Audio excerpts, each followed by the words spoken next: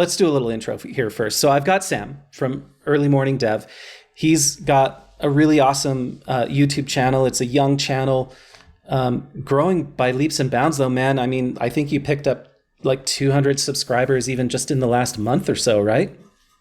Yeah, it's growing, which is really cool. I think it shows that like Pocketbase, I guess, is growing as well because more people have got interests in my vids. So I'm loving it. Are you kind Hey of Nick, like heading more toward Pocketbase with that channel? yeah, I would say so. Like the thing for me is I saw that there wasn't really much I guess content for Pocketbase out there, and there wasn't a lot of content creators doing stuff. So I was like, there's obviously like an opportunity here. So I just started talking about what I knew. Like I don't know everything. Like I think probably you're way more advanced in terms of your builds and stuff like that than I am. But like I feel like being able to talk about Pocketbase is something that I enjoy. Yeah, I get torn, man, about like, I mean, I'm pretty deep into Pocketbase at this point, but you know, I every once in a while, like I'm having one of those days today. Actually, this circles back into what I was going to ask Nick and ask you too, because Nick was saying he was over on X and now he's watching this instead. But have you guys tried Grok 3? Grok 3. I saw the Fireship IO vid for it, and I was like, okay, this is pretty cool, but I haven't tried it yet. Is it good? It's ridiculous. Yes, it's so good.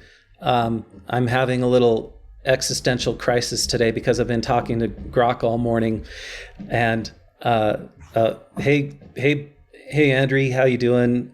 Yeah, Nick, you've tried it. Nick, Grok 3's fantastic. Nick says, yeah.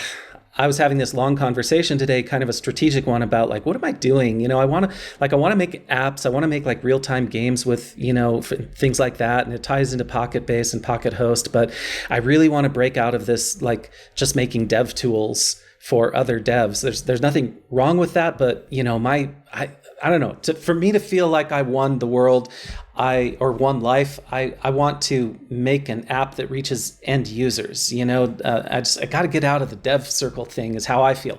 So I was talking to Grok about all that today, and Grok's got me thinking. But yeah, you gotta go check it out, man. It's worth it.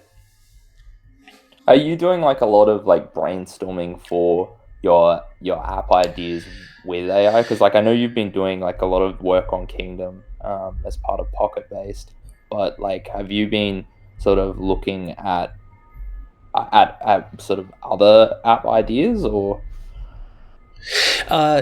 Yeah. So well, okay. So most of the AI collaboration I do is in Cursor.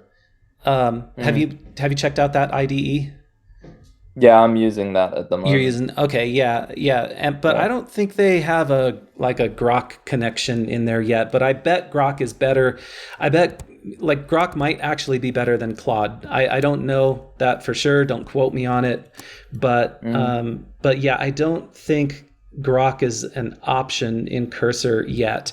But Cursor's Grok's reasoning ability was so good that yeah, I mean, it would really impress me. Nick says, I got paid a big amount up front to experiment with LLMs as a senior level dev to see how well it works. TOF, building apps quickly. TOF, I can't parse that, Nick. But anyway, for building app, probably FOR backwards. FOR backwards, and then the R is a T. So you did a typo and a reversal on that word. That's impressive, Nick. Okay, yeah. So it went well for building apps quickly. Yeah, I don't know. Like, I think right now you'd have to copy and paste stuff back and forth between Grok and your code, and Cursor is just so much more convenient than that. So I don't think I'm going to switch to Grok for coding yet. But as far as just like discussing things, I mean, it's got a huge context window as far as I can tell. Like, I had this whole conversation with it this morning. It told me that I had run out of, my like free tier quota. And that's when I found out that you can buy Grok separately on grok.com or something like that, or you can subscribe to it as part of X. And if you subscribe to it as part of X, you get like some other premium features exclusive to X. So I signed up there, but then I realized these two accounts are different, even though I'm logged in with my X account on grok.com and X. The chat histories are not there. They're completely separate. So I don't know how they're doing it, but right now those accounts are separate. So anyway, I had this long, valuable conversation on the free one that I was using the app, and I was like, oh man, now I gotta like somehow redo all of that because I signed up through X. So I just literally copied and pasted the whole thing, our whole conversation back and forth. And I was like, hey, check this out. This is what we were talking about. I want to keep going. And it tore it up. And then it was like right there with me again. And it had all the background information and everything, including its own suggestions. So like I was able to transfer that whole context window over to a new session, and it worked. And I don't think that would work on GPT. So Grok's pretty impressive. It's got a small context window GPT.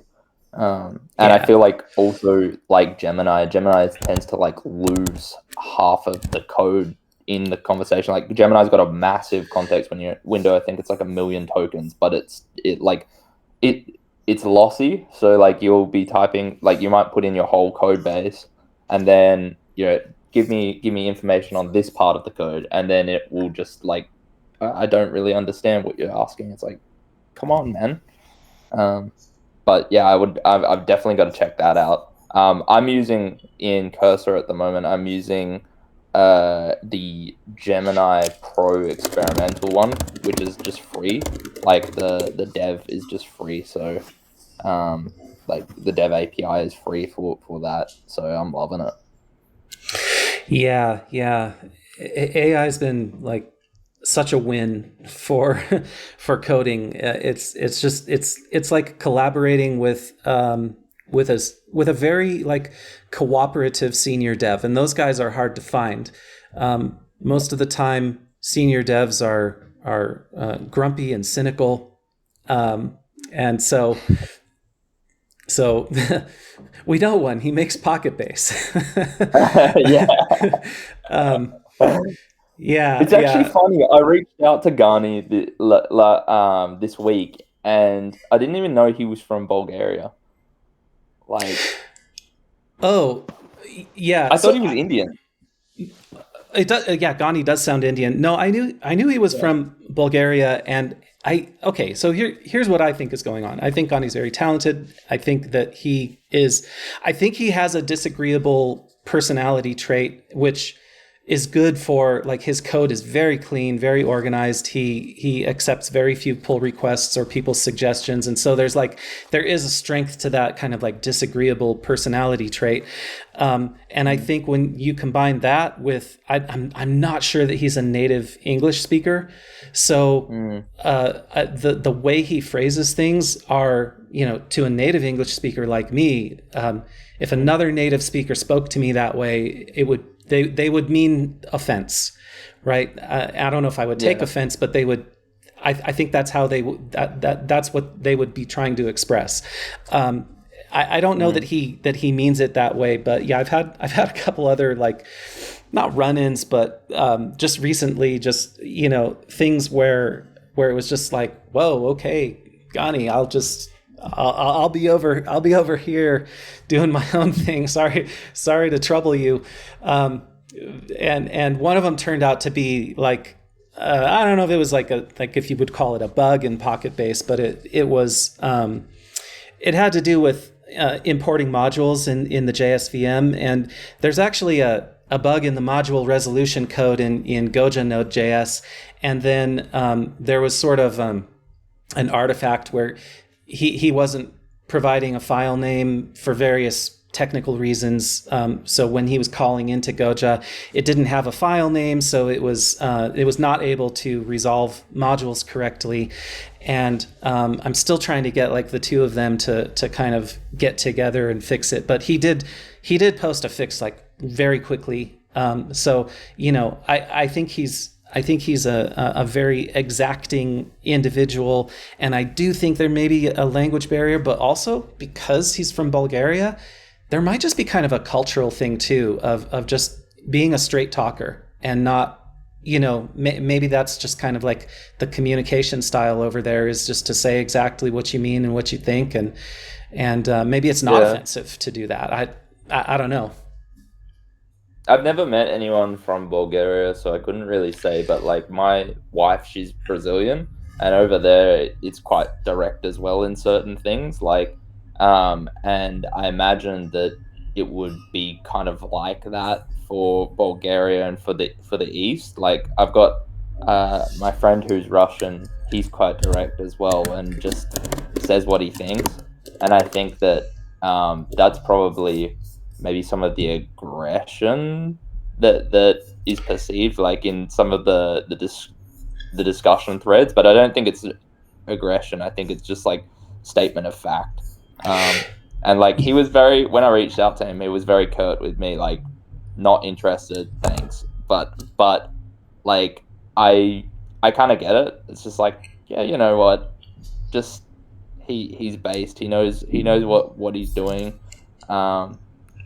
And yeah, like I can't really begrudge him for that. But I think where I saw the most sort of, I guess, heat from Ghani was in that the server-side rendering thread. Did you read through that?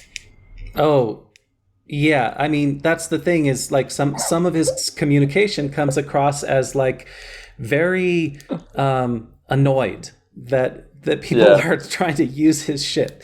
It's funny. Yeah. Daniel in the chat says his other Bulgarian friends are also direct with language. So yeah, I mean, maybe it is like partly a cultural thing, partly a language thing. I don't know, but my experience with Ghani has been that his first response is like very terse and like, wow, that's like he was talking to somebody about Pocket Pages, and he said he doesn't recommend it because it's hacky. And I read that and I was like, did he really mean to like say that my code is hacky? Because that would be, to me, that would be like an offensive statement, you know? Right. And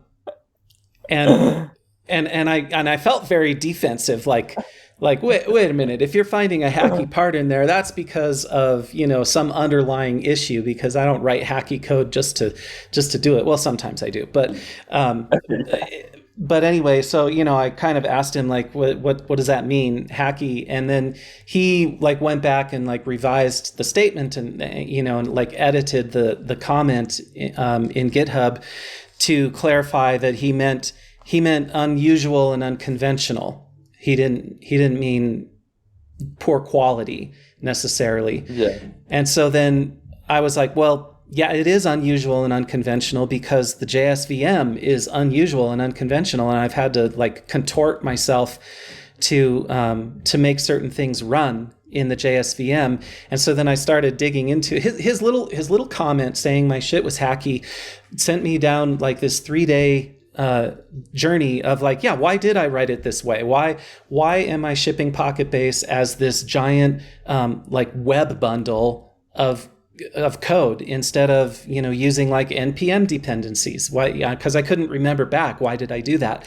And so I started looking into it, and that's how I found like, oh yeah, it's because these module resolution problems are happening, and I can't ship Pocketbase as an npm package because as soon as it tries to pull in other packages, things break. So I started digging around in that, and I think I did like legitimately find, again, I don't want to say it's like a bug necessarily, but there is an area where the Node.js module resolution code in the code in Goja that's supposed to mimic the Node.js module resolution algorithm, it actually does have some gaps in it. It's not a full implementation, and so there are some cases where Node.js will resolve the module fine, but Goja won't. And it's not because the module won't run in Goja, it's just because the module resolution algorithm isn't finding it to load it. So I'm trying to fix those bugs. How does that work? Well, so Goja's Node's module resolution algorithm will follow symlinks. And that's important if you're using a package manager like PNPM, because PNPM maintains its own sort of like private structure of all of the node modules, and then it makes symlinks to everywhere that those modules are supposed to be found by other packages. So the way it organizes node modules is very symlink heavy, and Node.js will work fine with that. It'll follow symlinks and resolve things appropriately, but the Goja implementation does not follow symlinks. And so that will lead to cases where it searches up the symlink chain all the way up to the root, and it doesn't find certain modules because they're not symlinked there. They are symlinked where the actual hard-linked module resides. That's how PNPM manages it. That's how Bun manages it. So if you're working in like a mono repo, you run into these symlink issues where Goja just doesn't know how to follow symlinks and load the modules. So I think it is like an actual shortcoming, or maybe like implementation difference between how Node does it and how Goja Node does it. And since Goja Node is trying to mimic Node, I think there's something to fix there. So once that's fixed, then I'll be able to ship Pocket Pages, the next version of Pocket Pages, which will be not hacky, gauny. It'll be slimmed down and very efficient, and it'll use package managers to pull in packages instead in this whole like plugin system, so that you don't have to pull in pieces that you don't want. And then I think he'll be as happy as he can be with it, which still won't be happy enough because ultimately it's still JS running in Goja, and I think he's not about building an application that way. He's a Golang guy, and he wants to build like a compiled solution, and I'm just not going to do that. So I think we'll sort of always be like a little bit on different sides of things, but I do think there are a lot of web devs out there who appreciate the JavaScript engine. Yeah, why would you say that you're not on the compiled solution bandwagon? Like, what's the problem for you? I like a tighter development cycle. I like to be able to iterate quickly on a live server, and when you have to recompile and ship binaries around, it just becomes too cumbersome.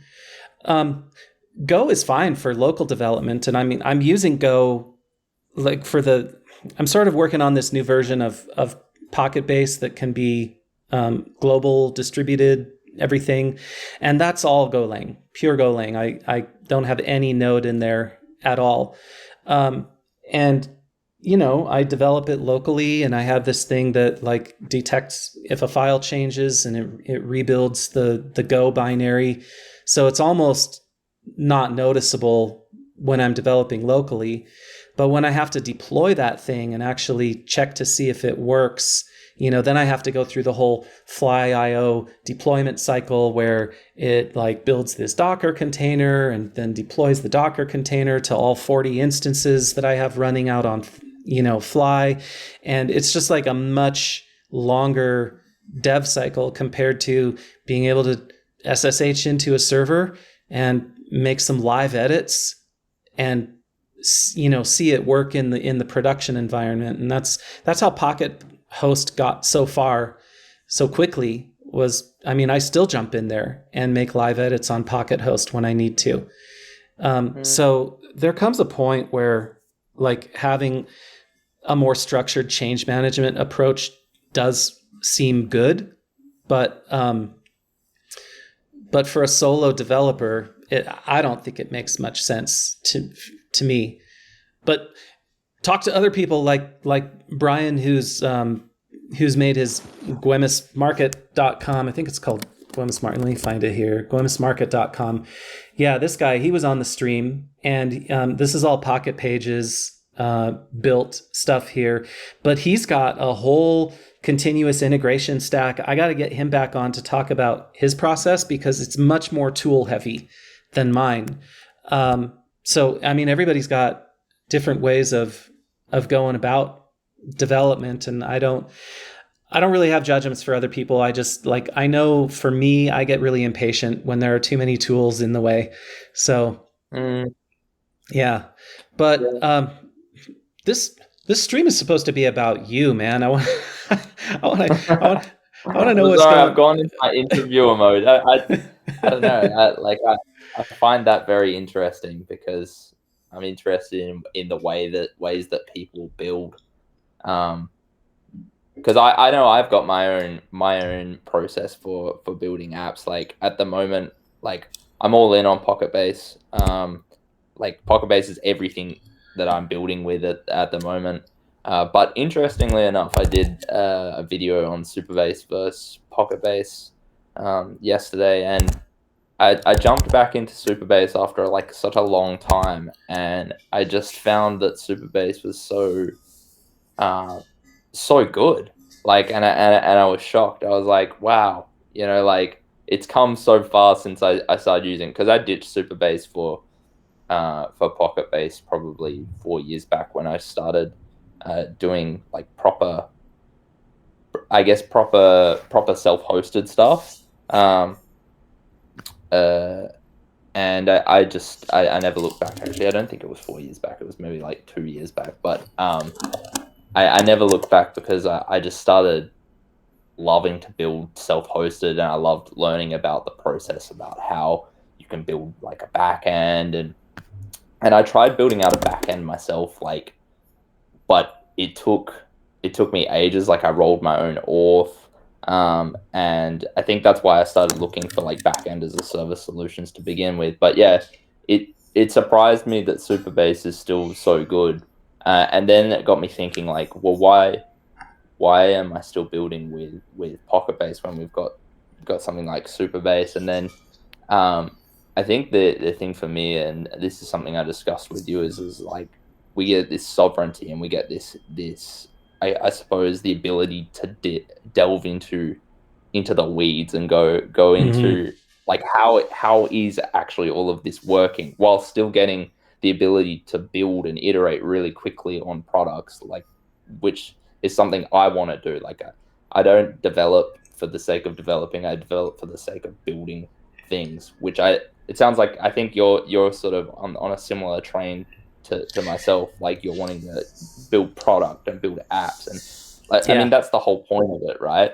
And so I'm very much like, I'm thinking the same way as you in terms of the reason why I like building with JSVM on Pocketbase is because I love the quick development cycle.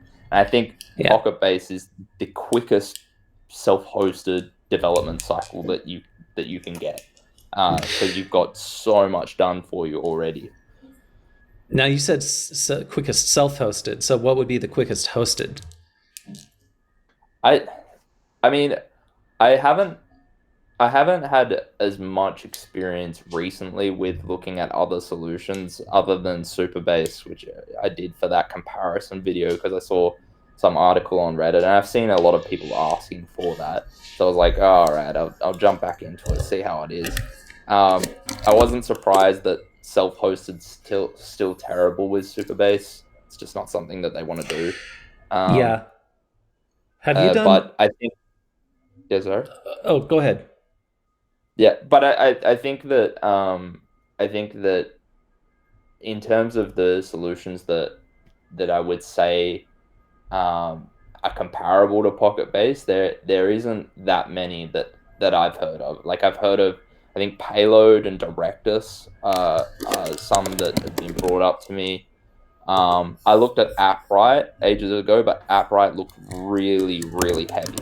Like it looked like a big boy, a chunky boy in comparison to Pocketbase.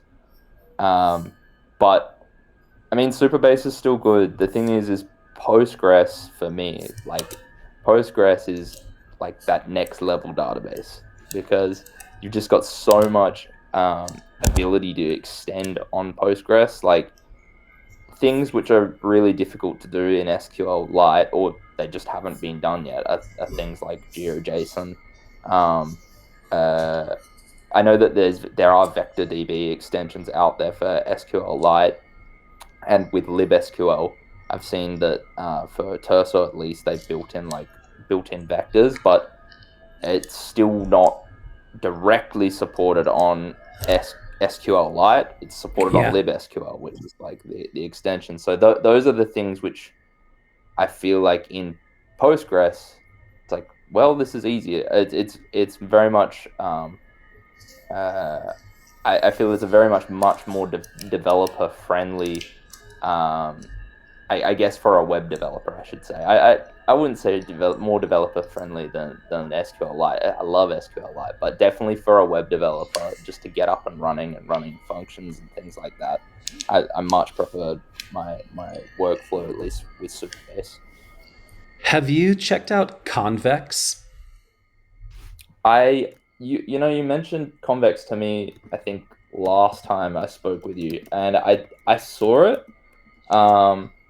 I haven't taken a proper look into it, but I jumped on their page. What's good about Convex? I would love to see you do a deep dive of Convex on your channel because, first of all, it's worth it, but also they just dropped a self-hosted version. If you go to their blog, self-hosting with Convex right here, boom. So they have committed as a company to maintain a self-hosted version of Convex, because I think a lot of people are in that same boat of like, well, I don't want to, get tied to some company that might go out of business or something like that. Convex has always been open source, but now they maintain a self-hosted version. So you can deploy it on fly.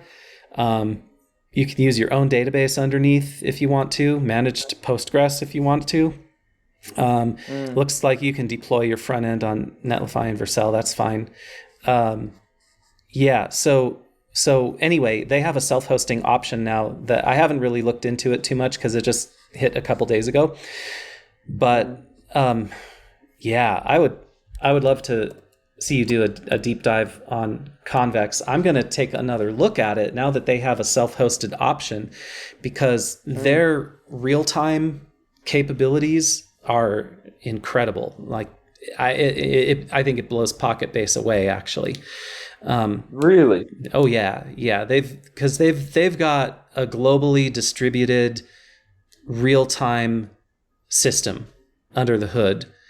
Damn. And for you to like host all that yourself would be a pretty tall order. But as far as them as a platform, Backend as a service, I like the option of, okay, I'll sign up with you. I'll use your hosted version of this, and if something happens to the company or it takes a weird turn or whatever, I know that I can just go self-host if I want to as a worst case scenario, because I mean, you're committed to whatever backend you choose, and at least this way, like you're no worse off than, I mean, same if you tried to like host Pocketbase yourself, you can host Convex the same way.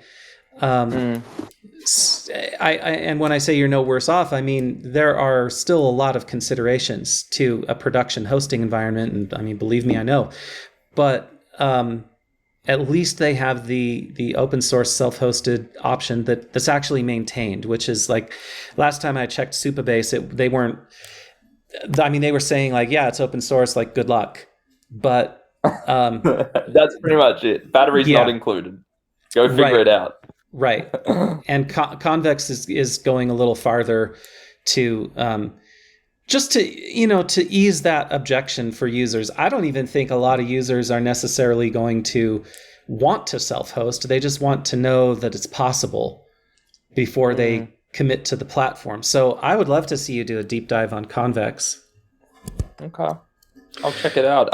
I noticed that they've got a couple of databases in the background. They got Postgres and then they've got MySQL. At least those Rust crates are in there. Do you know what they're using under the hood? Like which of those? Like obviously they're using both, but like which is for which? And why do they have two databases in there? Convex? Yeah. So I just checked the Convex backend crates. It's got Where do you see that? MySQL. If you go to the GitHub, Oh, to the get Convex backend and then crates. oh, okay. Yeah. So what is Convex in? It's like Rust and TypeScript, huh? Okay. Yeah. Uh, yeah. So let's see. So they've got. What are you looking inside database? Is that where you are? Uh, I was just Yeah. looking at the crates that it's got for the backend in general, and then it's got Oh, I like see MySQL. Yeah. yeah, and then Postgres SQLite. is Postgres is there too. Yeah, I yeah. don't know. I don't know how they're using all of this stuff, or if they're using all of it. Like maybe these are like options, right? Like Okay, if you want to use MySQL as your backing store for Convex, you can, or you can use Postgres, or maybe you can use SQLite. Um, that's cool.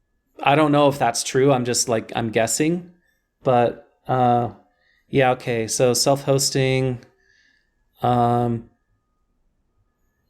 if you choose to self-host, we recommend following the self-hosting guide. If you're building from source, yeah, okay. Battle tested mostly on Linux and Mac. Self-hosted builds Mm. contain a beacon to help Convex improve the product. That's fine. Yeah, I think it's an interesting product, man. And these guys also have a podcast. Theirs is called Data Based. Mine's Pocket Based, and theirs is Data Based.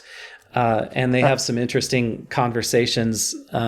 They seem like pretty bright guys. Okay. Heading up that company, and so if you have time, that's a good deep dive. I had a question No, for you. definitely check that out. Did you say Yeah, you lived go. in Perth? Is that where you are? Yeah, Perth. Perth. Okay. Let's see. I'm zooming in on it here. See what's going on in Perth. Oh, it looks big. Is this a big city? Seems like a big It's city. big. It's big as in spread out, not big as in like tons of people.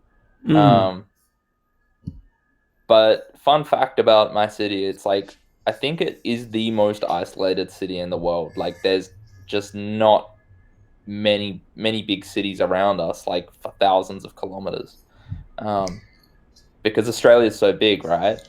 So sort of just like we're like a little island of people just ages away from anything. Yeah. Well, I see you have some towers there. Like you've got like some kind of industry and economy going on.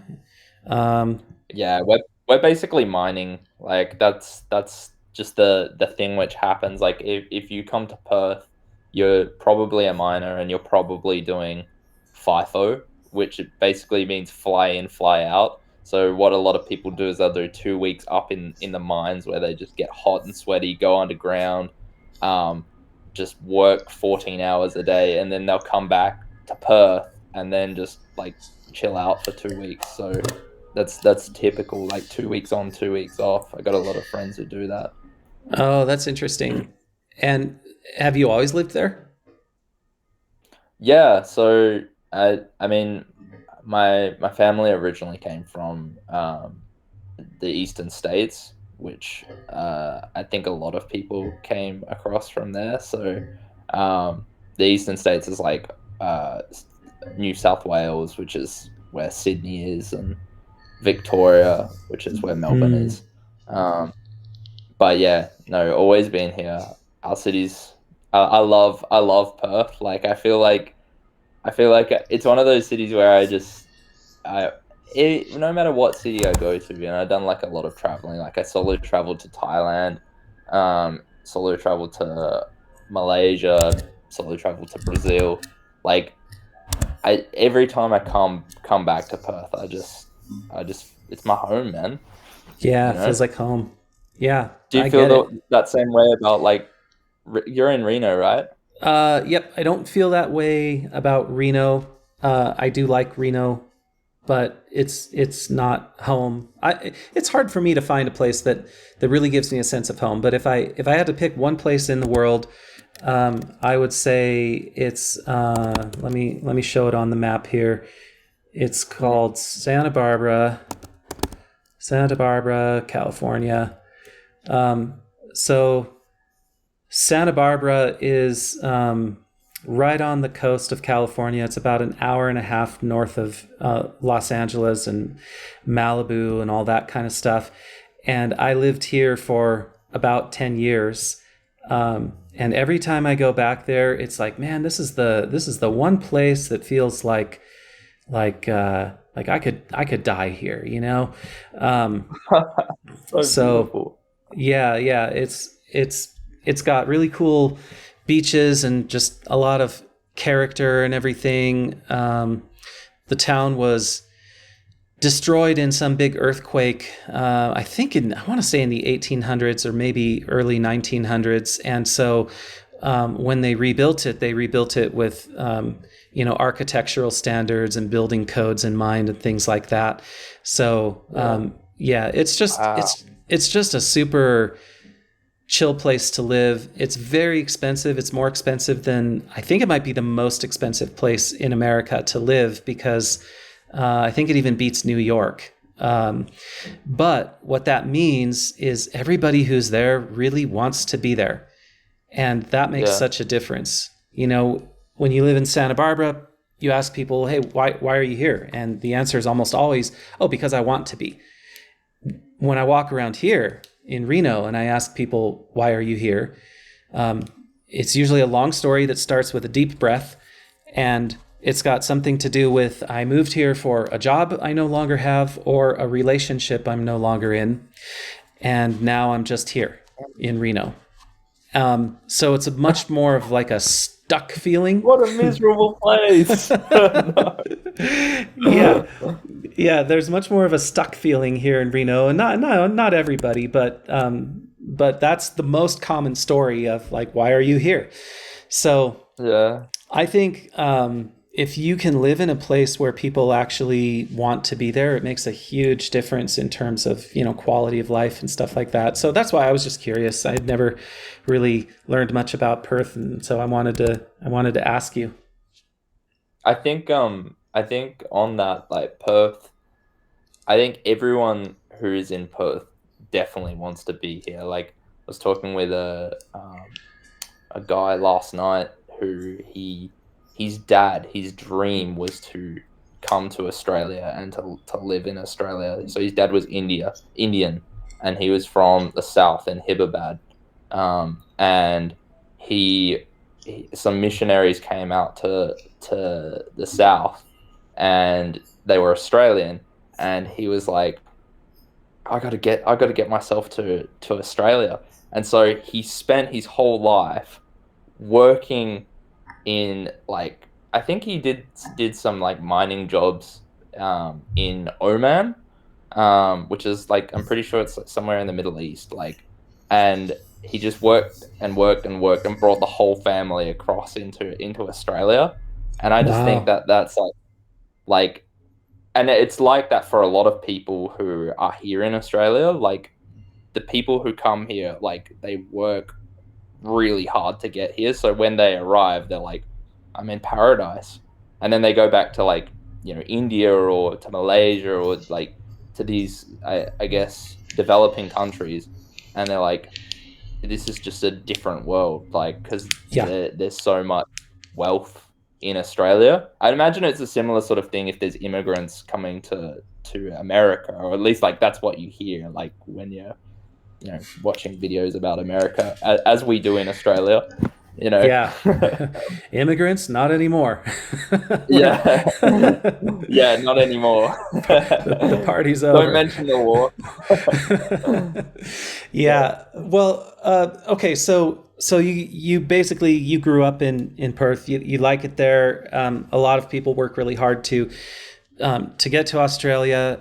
Yeah, Mm, I've never been there. It's on my bucket list somewhere. yeah. I'll go check it out. Um, I'm curious, just to shift gears here a little bit. I'm curious.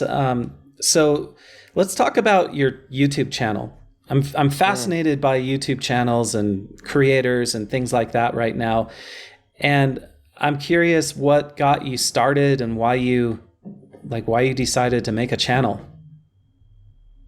Yeah, it's complicated because I don't really know my own feelings on why I actually did this. I think the thing for me is I got into developing with Pocketbase, and I enjoyed learning about sort of the process of extending Pocketbase and building SaaS with Pocketbase, and I wanted to create um, content around that, but also around my stories as a developer, because I started sort of working with larger companies, and I thought maybe I'm not the best developer, but I can at least provide some value to other people who are wanting to become developers. And I had friends who they were wanting to get into development, and so I was like, well,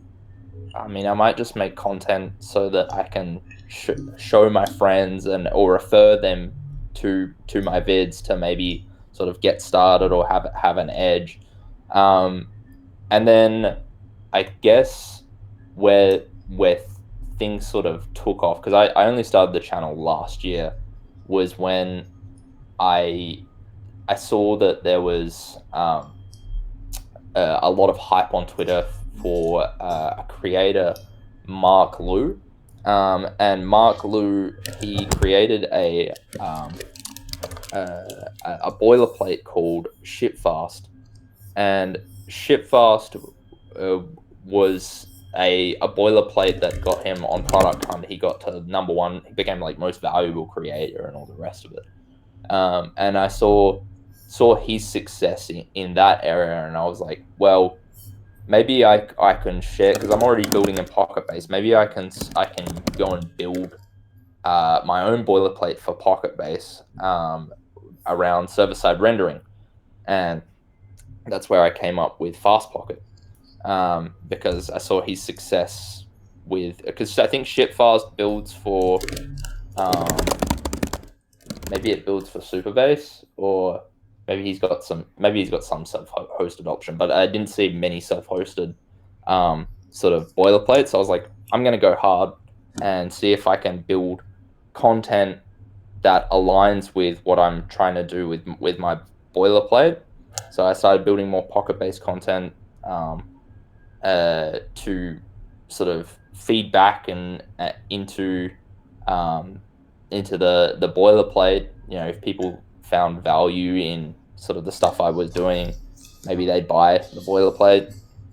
But I think um, I think sort of now I'm less concerned with the boilerplate, more just concerned with building like good videos, actual videos that I enjoy. Um, like I checked out Tori. I gave my opinions on Next.js and sort of why I think the JavaScript ecosystem and also um, developers in general are pretty tired of React. What are some alternatives? Like, I think after having you on my channel, I it got me thinking about sort of different technologies as well, like Alpine and HTMX particularly, and sort of influenced me to think, well, how am I gonna build going forward? Um, and I think right now I'm using it as an outlet for me to explore technologies and share. my learnings on projects that I'm building. So a lot of my opinions on Next.js have been around building a project for um, with a friend called Petsmates, which is it's an Australian site which we're building. I don't think it's on Google yet, but it's basically a site for selling pets, and we built it entirely in Next.js. But This one yes, right here, petmat.com.au. nah, it's not. No, It's that's not on some. Google yet. Oh, okay. Yeah, Is it live? but nah, it's not live. Okay. But it will be. It will be. I'll let you know. But yeah, just so much trouble fighting against the app router in Next.js, and sort of like after building with that for about a couple of months, I just sort of got really I guess fed up with, like, I got everything working, and I figured out the documentation and worked my way through Next.js, but it's so frustrating to build with Next.js, and like it got me starting to think about alternatives. So I started checking out Astro and started sort of Yeah. migrating away from Next.js because it's just, I don't know. Like, have you had much experience with Next.js? Yeah, I've used Next. I've used Astro. I've used just Create React App, Svelte Kit. Yeah, I mean they're all kind of. It's funny because to me they're all moving closer and closer to what PHP already was. You know, like file-based routing, server-side rendering. It's like, okay, yeah, we're back, but now we're doing it in JavaScript instead. Yeah, full Some circle. Yeah, some of the most recent comments, like Next's most recent release, people are saying like, "Oh man, this is like getting closer and closer to PHP with every release." So yeah, all right. So you kind of, I'm hearing you say you started the channel as kind of a personal journey type of channel, just as a way to chronicle your journey and share it with friends. And you had some interest in Pocketbase, which has then blossomed into interests in other technologies as well. And it Yeah. seems like some of them are I mean, people seem interested. I was just looking at your channel here, and like looks like your top video is about Pocketbase 23. Yeah. Your top three are all Pocketbase, actually. Interesting. You told me last time, you said you should just, if it were me, I'd do an all pocket based channel. And like, I would love to, but I think the thing for me is I'm, I'd never want to tie myself to a technology. I love Pocket Base, and I'm never going to say anything um, unwarranted about it. But there are other technologies out there, and I feel like most of what I was looking for when I was starting a channel, or when I was starting to learn, was how do I develop an app. I didn't care about the tech. That came later, you Yeah, know. yeah. Um, I'm right there with you, and I have that. Like, I have this whole thing going on in my head about like, well, I started this channel named Pocket Based, but yeah, I'm not really, I'm not really like that, married to Pocket Base. It happens to be right now, but that could change. yeah. So you Yeah. could just be based. Yeah, based. I just have to rename it to, to based. Yeah, exactly. Exactly. But Yeah, right, making apps, I mean that is what I'm really about, and I am fine with whatever gets me there most efficiently. yeah. I think the other thing as well is like, um, I love Pocket Base for what it does for me as a developer, and I think that it's the same way for all technologies. Like, we just have to think of it like that, because ultimately Pocket Base will be, um, replaced by something else in the future. Like like we're seeing with like PHP. Like PHP was unpopular, then it was, and then it wasn't, and then like there's just these swings and roundabouts which come about with the tech. Yeah. Brian's in the chat. He's the one from that Guemes market that I was telling you about. He was on stream a while ago, and he's coming back again to talk to us more. But he suggests for Fast Pocket that if it was SvelteKit based, that might pique some curiosity. I think that I've got to revamp it because it is Next.js, and I have climbed the mountain of Next.js app router to get it working. Like, I know Garni says don't use Pocketbase for SSR, but I didn't listen. I had to do it. And that's I think where I've left Fast Pocket, but I think that going forward, I am looking really for the next technology to move to, whether that's HTMX or Alpine, or I don't know if there's something in PHP. Like, I'm not saying what I'm gonna do yet, but I know that Fast Pocket needs something else. I think the thing for Svelte, and this is my personal opinion on Svelte, it's probably going to be really unpopular because I know a lot of people use Pocketbase with Svelte, but I don't like the fact that Svelte seems to be going in the same way as React. Like, I saw the Svelte 5 changes with, like, they're bringing in effect. Like, use effect is the worst. It's the worst thing which has ever happened with React, and I don't understand why they're going that way as well with Svelte. So that's my hot take on Svelte. I love Svelte, but I don't know whether going down that route's going to be a good idea.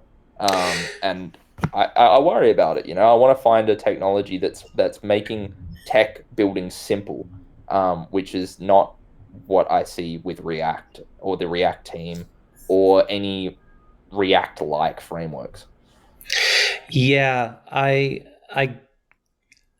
get what you mean, and I think that other people have kind of the same sentiment of like, well, I came to Svelte because I didn't like React, and now here we are back in React with a different name. Right. Yeah. It's not great because I think the effect pattern is not a good pattern. It's the direct opposite of being simple, because you're instead of looking at the code and being able to understand exactly where all your dependencies lie and then being implicit or explicit within the code, it's like, oh, this code's executing implicitly whenever the component renders. It's like, what? Yeah. And then whenever you're debugging stuff, why is this not working? Oh, it's an effect, of course. But that happens so often. It's just like, this is ridiculous. I don't know what's going on in my own code, and it's not obvious to me when looking at my code what's going on. Which, yeah, I mean, I'm frustrated, but there's nothing else which I've seen or which I've explored properly where I can say, this is better. So, yeah. Well, in terms of front end stuff, I learned about a couple that that kind of piqued my curiosity. You know about HTMX already. You know about Alpine.js already. Do you know about Van.js? Yeah, so Van.js was actually one of my first videos. I actually deleted it later on because it wasn't very good. But I really enjoyed playing around with Van.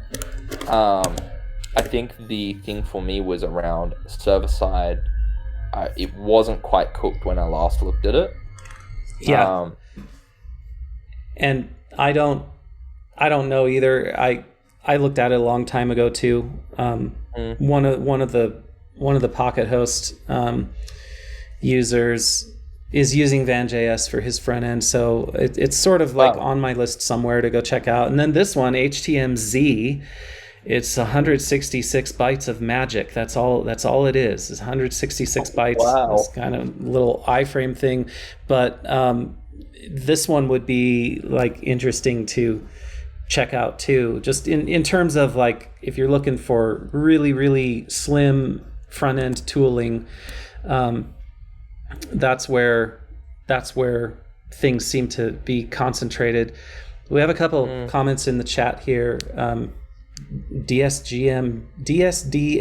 I don't know how to pronounce that, but anyway, he says, "Hey Sammy and crew, love Pocketbase and use it for small projects, but I'm leaning on switching over to Laravel as it seems more robust and straightforward to app building." So this is another perfect example of what we were talking about. People just want to build apps. The technology is secondary, right? I'll let you talk about Laravel if you've visited it recently, but I will say I did a lot of Laravel development in years past, and it's a great framework. Nothing at all about it that I would complain about, other than if you're not a fan of PHP, maybe you wouldn't like Laravel.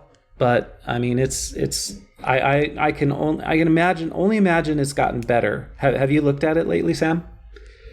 No, I haven't. The last sort of endeavor into PHP was with building custom WordPress plugins and themes and things like that for me. Yeah. My concern with building in Laravel is that we're in this stage where JavaScript is so important to the browser experience, even now. And I feel like going to PHP is not. I feel like it's not going with the flow of what the browser experience is demanding. Like that's I feel like choosing PHP is choosing server side and cutting you off from I guess the ability to have just one language for an entire code base, because eventually, even if you're using PHP, you're still going to need to use JavaScript. But I could be wrong. I haven't checked out Laravel, and maybe Laravel's got some novel way of solving that. But that's the reason why I prefer to build in JavaScript in general. Like, and also that process of iteration, like you said, though PHP's process of iteration is pretty similar. Yeah. So I think I'm hearing you say that when you need to switch languages between the front end and back end, there's a little bit of cognitive impedance there, where you have to know two languages, and that's just seems unnecessary when you can just build your back end in JavaScript. Is that what you mean? Yeah, I feel like it should just all be one, really. Like I think that it's difficult, because sort of as I'm sort of getting more experience as a developer myself, I feel like it's not that hard to learn another language. Like it's all the same, really. But I feel like if you're trying to get other people, explain a code base to another person, we're using Laravel for this, but we're also using Alpine JS for some client side stuff, and like the explanation for how the code base becomes much larger, and it's just another overhead. It's just yet another thing on the list of a million things that you need to think of when building an app or getting people on to even look at your code base. So it's just like, that's what I think. Well, and I would level that same critique against some of the front end JavaScript frameworks, which really are more like their own domain specific language. Like even if you know HTML and JavaScript, you're really no closer to building an app in some of these frameworks. And nice as Alpine is, it's a little bit that way, where you have to learn the Alpine quirks that don't show up in normal HTML in order to use it. So there's a bit of a learning curve there too, and of course, like Svelte and React, you're completely out of HTML for those. but that's why, some people are saying HTMX and HTMZ are preferable, because then you are basically just in the DOM. And if you want to pull in, something like jQuery or, something like that to help you out, you can, but you're not trying to learn this whole new way of thinking about front end design. And so, yeah, I get it. And so for Laravel's got, a templating system with it, so you can write your front ends by serving them as Laravel pages, or you can just, I guess you could just write your API in Laravel if you wanted to, but then at that point I'm sort of wondering, like, why would you want to? I mean, they have a nice ORM with Laravel, and that's something, and but yeah, I don't know. It's a good question, DSDMG. It sounds like Sam and I don't have like a clear answer for you on why Laravel would be better, but I would say check it out for sure. Check it out and see how you like Laravel. I haven't been in the Laravel community in a couple years at least, so but it was good when I was there. I like a community that's really open to contributors and really collaborative. And I remember feeling a little bit of a brick wall there with Laravel in some cases. Not even Laravel, but like some of the plugins and sort of the ecosystem around Laravel was. I felt there was a little like gatekeeping going on that I didn't enjoy. I remember that. But I made and published plenty of my own Laravel extensions too. So there are all kinds of people out there. So let's see, what else do we have in the chat here? Nick's a SvelteKit fan. Yeah, me too, Nick. Daniel's asking about Nuxt. So not Next, but Nuxt. Have you messed with that? I don't know anything about it. Yes, I checked out Nuxt like ages ago. I can't remember how long ago, but my opinion on it was that it was very similar to Next.js at the time. And I just thought, oh, well, this is the the Vue equivalent of Next.js. So like, that's what it is. I don't know how it's developed since then, whether it's become better than Next.js. Next.js's problems have come from what I think they've tried to solve, which is like doing incremental HTTP requests to transmit data between the front end and the server side code, between the front end and the back end. And I think like by bringing in App Router, which does all of that magic, it ends up not being very magic when you've got something to debug. So I'm not sure whether Nuxt adopts that same browser magic, but I really hope that they don't, because that's where Next.js just sucks. And anyone who's built with App Router would say the same thing. Like, don't do it. Like, just build with pages. Even though App Router is what Vercel says is the recommended, for the love of God, build with pages. App Router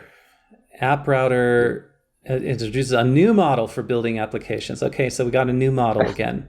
Yeah, exactly. I mean, this stuff just never ends. There's always a new paradigm. It's hard to keep up with all this stuff. Nuxt has like 56,000 stars on GitHub, and Next has 130,000 stars. Yeah, I don't know. Like I've heard some people swear by Vue. I have used Vue, and it didn't really click with me or the way I think about like data flow and app design. So, I didn't really ever get that much into Vue.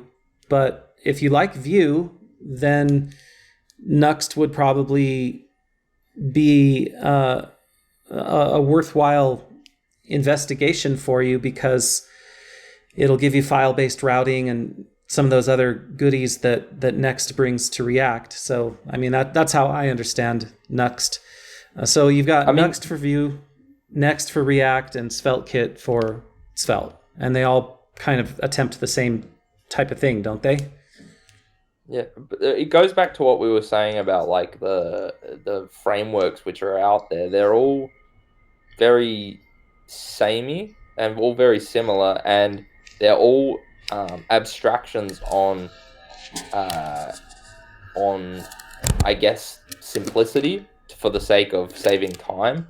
So ultimately, when you boil down a web page, it's just HTML, JavaScript, and CSS, but it's how you do that, and also the application that you're building, which influences your tech decisions.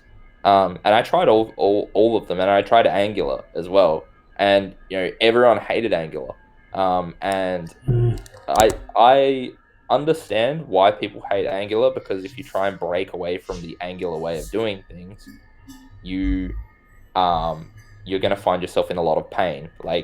But I think the good thing about Angular was that it was really opinionated in the way that it asks you to sort of build components and things like that. So code bases largely look the same. So if you're a consultant, like I was, jumping into an Angular project, it's like, oh, this is an Angular project. I know it's an Angular project just by looking at the files.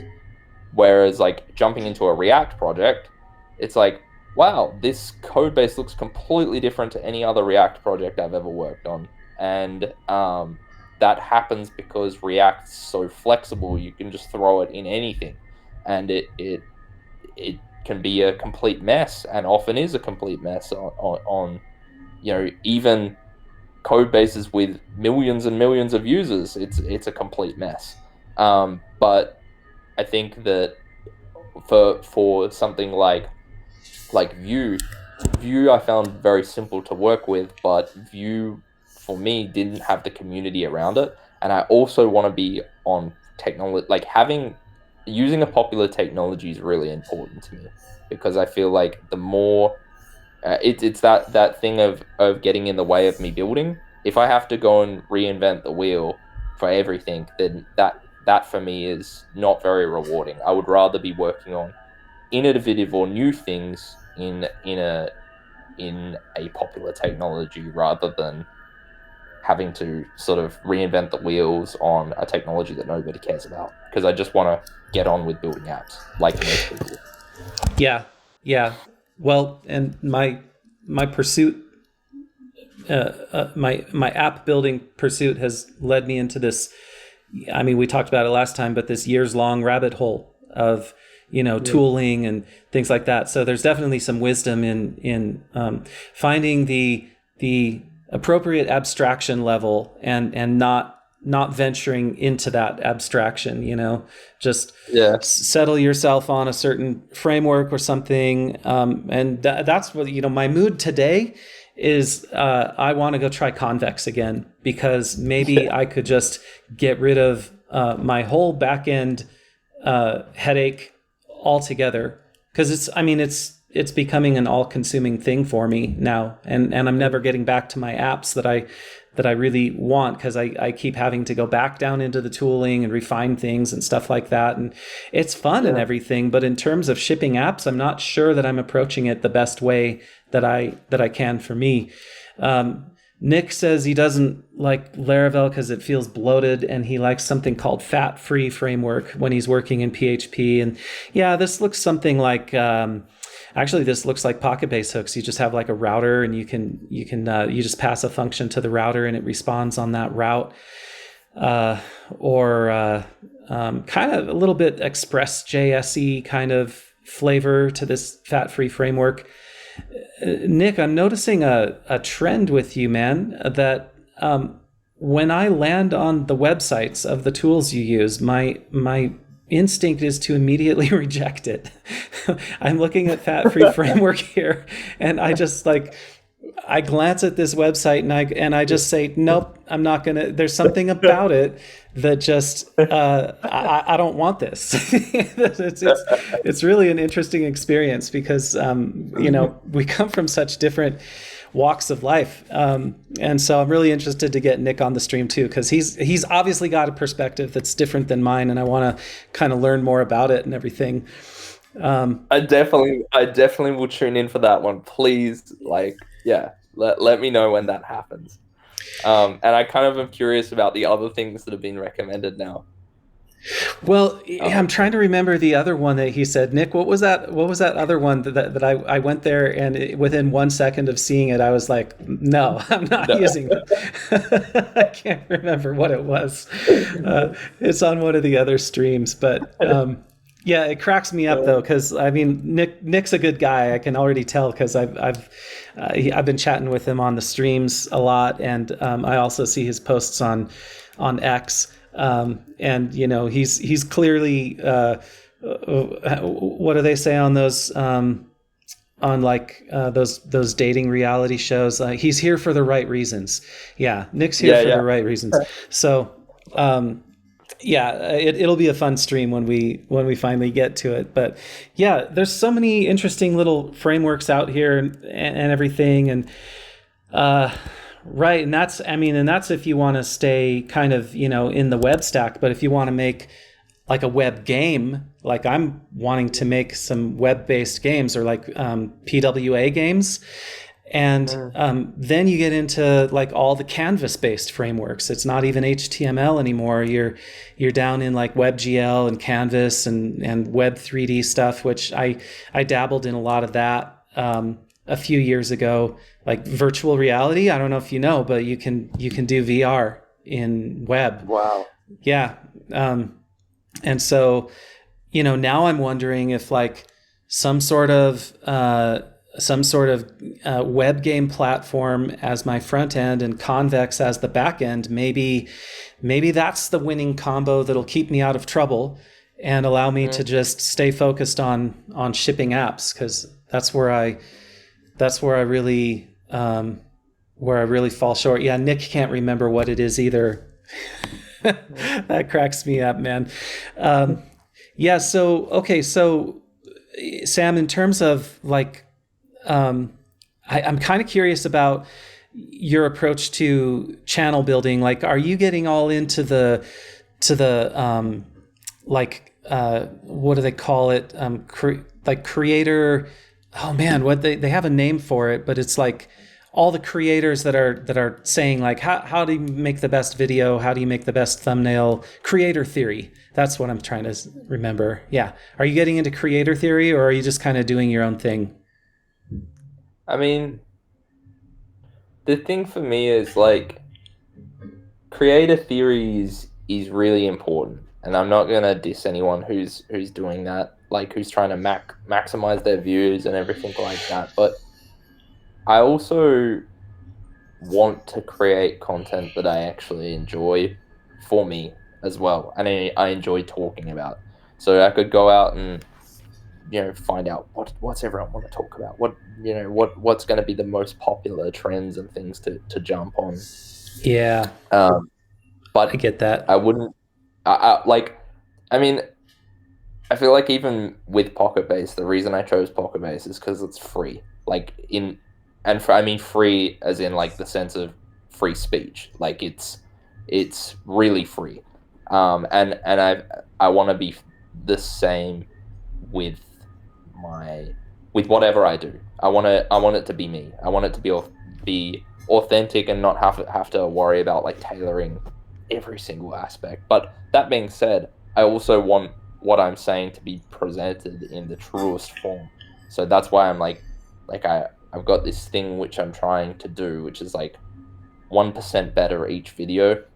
I'm not getting 1% better each video, but like I this is my thing that I'm attaining to. Like how can I try and improve my videos and make them more convey better what I'm trying to actually say. And most of that's just me tweaking my process every time that I jump into a video. So like I did that Pocketbase getting started with Pocketbase in 2025 video, and I know you're doing some content on doing like a Pocketbase roadmap. But that video, I changed my entire setup because I went to Malaysia last month, and I bought like a bunch of stuff to help me with my content creation. So like I bought these wireless mics here, and I bought like a light stand set up so that I've got like good lighting. And these are the little ways that I'm changing the channel and trying to get better. So I think in terms of like creator theory and trying to build videos which are super approachable. I mean, the only thing that I've really seen was like I saw like a video on YouTube talking about like how Mr. Beast does his like thumbnails, and like he's sort of like he's like a wizard. He's like Sherlock Holmes or whatever, like, you know, seeing all of the numbers and things like that, and, you know, figuring out what's going to be the right angles, what's going to be what the viewer wants to see. But for me, that's not necessarily the way I wanted to do it. But I did try and emulate sort of his thumbnails by having me on the thumbnail to begin with, because I read that people like to see a face. So that one, 50 YouTubers right for 1 million. I saw that's a typical thumbnail. That's got him in the left hand side. And you'll notice actually there's a trend on his videos. He's always on the left hand side, whereas before he was on the right hand side. And one thing which I do with my YouTube videos is I try and tweak the thumbnails and watch for trends. So one thing which I did is I set my border for my YouTube videos to red, and I noticed that was a problem for a viewer, because he's like, I don't know whether I've watched your videos or not because your border's red. So I changed them all back to the pink border, which I started with, and that helped. Yeah, I suppose. I see that. Yeah, because like here, yeah, like here's a little red progress bar on this Yeah. one. Yeah, you know, and then Yes. there are creators, if you want to like call him a creator, but like Joe Rogan, he doesn't seem to follow any of these rules, you know, and I mean, even to the extent of if guests try to like drop a link, or like, you know, here's my Instagram handle or something like that, he'll say, don't worry about it, they'll find you if they care. And, you know, and like he just doesn't seem to you know, pander, like saying, oh, you know, don't forget to like and subscribe and all that kind of stuff. And there's sort of a refreshing aspect to that too. I think a lot of different approaches can work if they feel authentic to you. Maybe that's the most important thing. Maybe that's what comes through on all of these creators is that they're doing something that makes sense to them. And you know, I kind of believe that Mr. Beast probably does actually want to watch his own videos. I don't think I've ever seen a Mr. Beast video. You know, because I look at those thumbnails and I just immediately say like, no, I don't really care what this is about. But I know a lot of people do, but maybe most importantly, Mr. Beast cares what it's about, and he wants to see. Yeah. And so he's creating stuff he wants to see, and maybe that's kind of the guiding principle. It sounds like that's what you're doing with your channel, right? You're fundamentally creating things you want to see.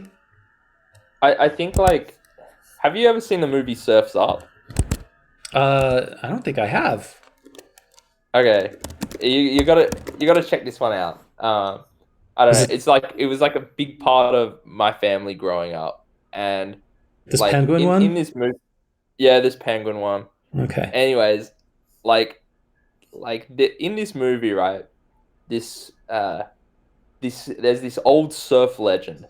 He you know, he rode the biggest waves, but he ends up basically, I think he just gets scared on top of this massive wave and just crashes, and it looks like he's died. But anyways, the main protagonist finds this guy later on, and he's like, he sees that this guy's faked his own death, and so he rediscovers this guy. He's faked his own death. This surf legend has faked his own death, and he's like, dude, why are you hiding who you are? You're a surf legend, and he just said, you know, when I was surfing like that, like I was all about the competition, but there was no joy. And like I feel like I don't want to not have joy. Like he basically just says, no joy, man, no joy. And that like that's not where I want to be at. I want to actually love what I do. And Joe Rogan's a really good example because you know, I suppose 2 years back I was in this like grind set mentality where I'm like, gotta grind, gotta make all of these apps. I gotta, you know, I gotta make money, gotta build my business, all this sort of stuff, and like just working so hard but so unhappy.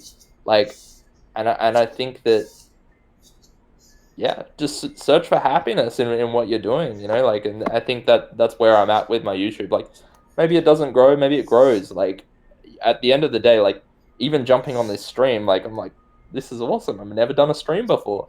It's Yeah. just like, it's something cool. And that's my approach to it. And I hope it pays off, but you can't live your life waiting for a payoff. You've got to actually enjoy what you're doing. Yeah, yeah. Well, in the wise words of Grok, let the money chase you. That's what that's what Grok told me Wow. this morning. Yeah. Wow. Pretty So deep. profound. Damn.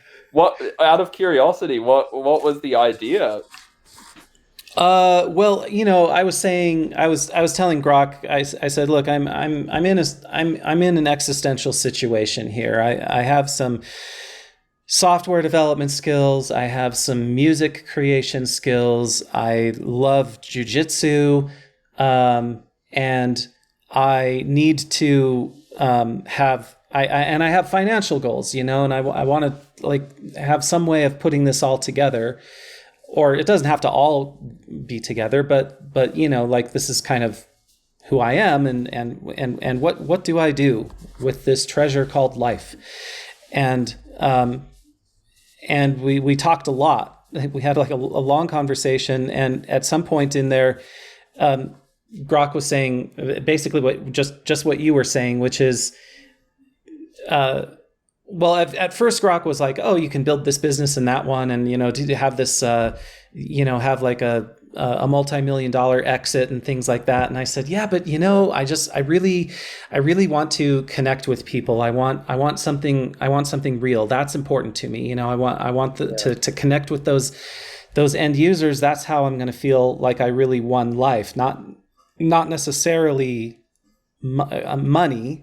I mean, yes, money, but not as an end goal. And then Grok was like, I understand. Yes, you want to do something meaningful and to have some value generated and some wealth result from that. But you don't want to just chase the wealth. You want the wealth to chase you. And I was like, Yeah. yeah, Yeah, that's you it got right it. there. You got it. Yeah. That's so So good. yeah, it was a great conversation, and I am inspired to break out of the kind of the rut that I was in, because another sort of stressor I've been feeling about the channel I've been working on is I mean, aside from you, Sam, I don't watch dev channels at all. I don't learn from videos in general. So me making a dev channel doesn't make much sense, because I'm not really creating something that I necessarily know anything about consuming, whereas, your channel to me comes across, much more as somebody who actually wants to see this kind of content. And, and that's really, I think that taught me something, because I mean, here I'm making a little dev channel, and you're over there one that's a little farther along, and so I go over and look at your stuff for inspiration and check out what you're doing, and I kind of realized like here's a guy who like really enjoys making this channel, and I don't know if I enjoy making a dev channel. What kind of channel do I want to make? And I think I'd feel much more at home with a channel about the apps that I'm making, and inviting people to like participate in trying out those apps, play testing the apps, or having a little live stream session where we're all playing the app together, or doing that kind of thing. Seems like a channel where I might actually watch a channel like that. Like if there were some developer out there who was like, I make apps and I play test them on my channel, and we play test it on the live stream, and we have like these events that happen where it's kind of like it's for entertainment, I guess. Like it's not so much about like which game are we playing. It's just like, this is what we're doing now collectively as as a group. And then I imagine that might attract some developers and stuff as well, and that would be okay. Like I like collaborating with developers and doing stuff like that. I'm just not sure that building a dev channel is gonna give me that feeling that you're talking about. So yeah, it's been an interesting journey over the last month or so. I would say that like for building anything, you've got to love what you're doing. But I also think that you've got to have an audience at the same time, like, or at least someone that you're going to be building for, because that's what I mean by an audience. You don't necessarily have to be a content creator or something like that, but you have to say, I love this community. I want to build for these people. I really want to help these people with something. And I think that like if that's apps, like you've got to think of who your audience is going to be. Like, are those going to be like people who want to consume content about apps? Like, will those be developers? Like. Yeah. And I never am able to really get clarity on anything beyond what I personally want to see in the world. Like when I was just getting out of high school, maybe going into college. What do you guys call that over there? Did you have like university? Do you guys do that? Or? Yeah, university is what we would call college we call TAFE, which is like tertiary something. But yeah. Oh, and university is like the final years of grade school? No. The final years of grade school is like year 10 to 12. Yeah. And that's like where we do like what we call an ATAR exam, which is like you've got to pass this to finish school and get access. It's like a university entrance exam. Okay, so university would be college over here is what we would call, I think, right? Okay. You're saying after year 12, right? Where you might go on to pursue like a bachelor's degree or something like that. You would do that at university? Is UC Berkeley, is Harvard, are those colleges? They're colleges and they're universities. Yeah, it's okay. The language is a little ambiguous. Yeah, and then many universities refer to the individual departments within them as colleges. So you'd have the College of Agriculture, College of English, College of Music, but then also people just call the whole thing college. So it's so funny. You see those like old movies, the American Mom, I want to go to college. Like it's like, what are they talking about? What is that? Yeah. Well, anyway, so just after year 12th grade, I wanted to be a musician. That was my sort of my first choice, and I spent a long time trying to sound like other people who I admired and who I thought people liked to hear. Like, what do people like to hear? Okay, I'll go sound like that.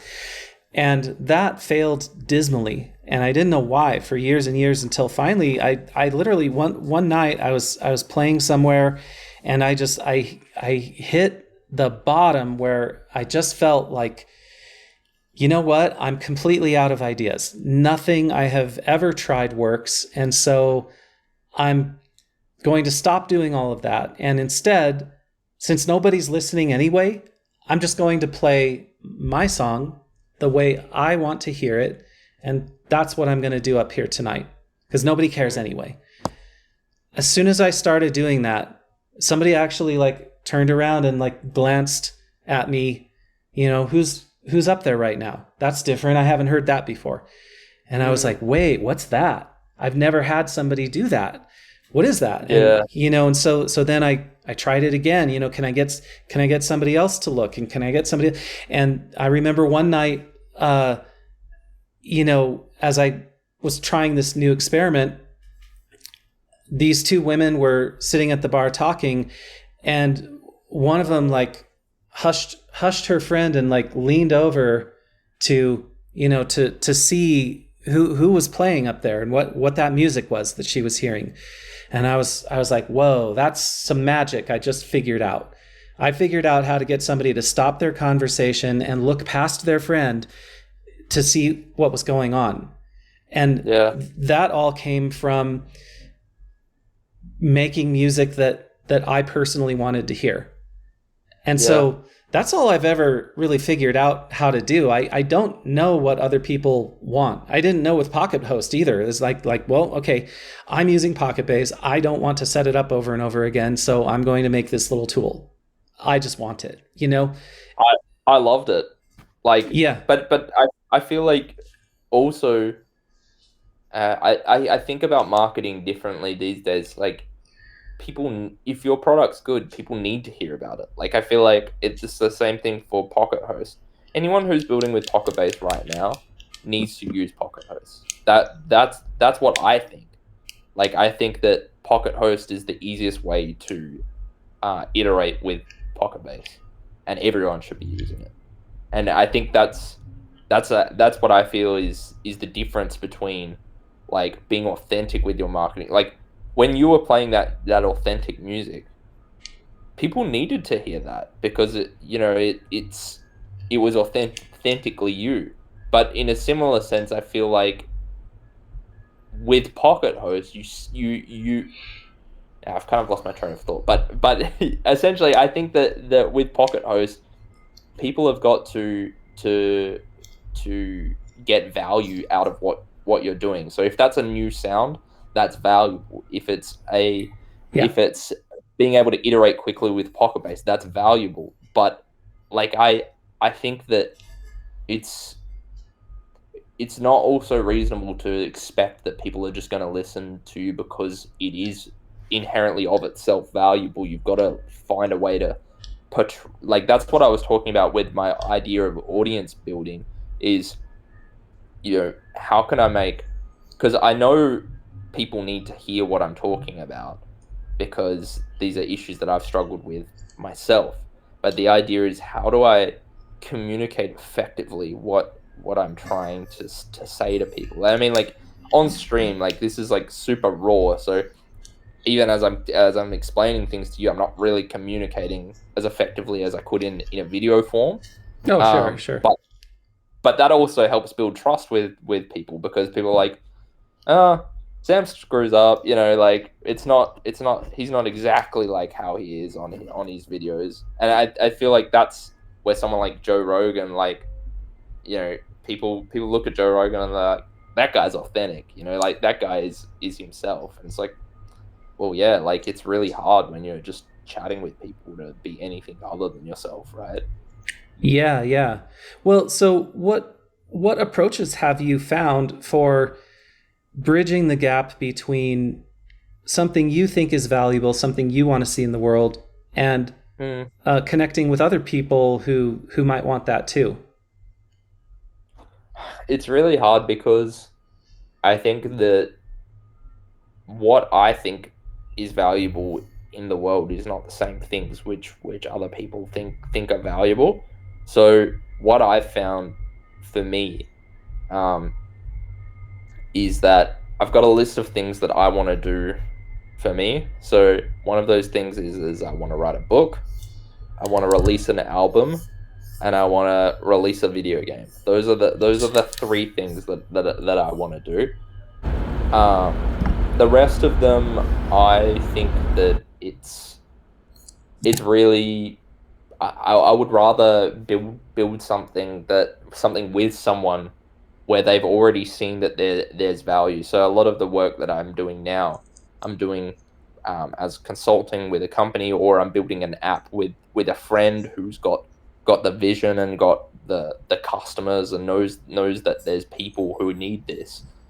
And I feel like I really enjoy building with tech, and I really feel like people should know about the cool tech that's out there.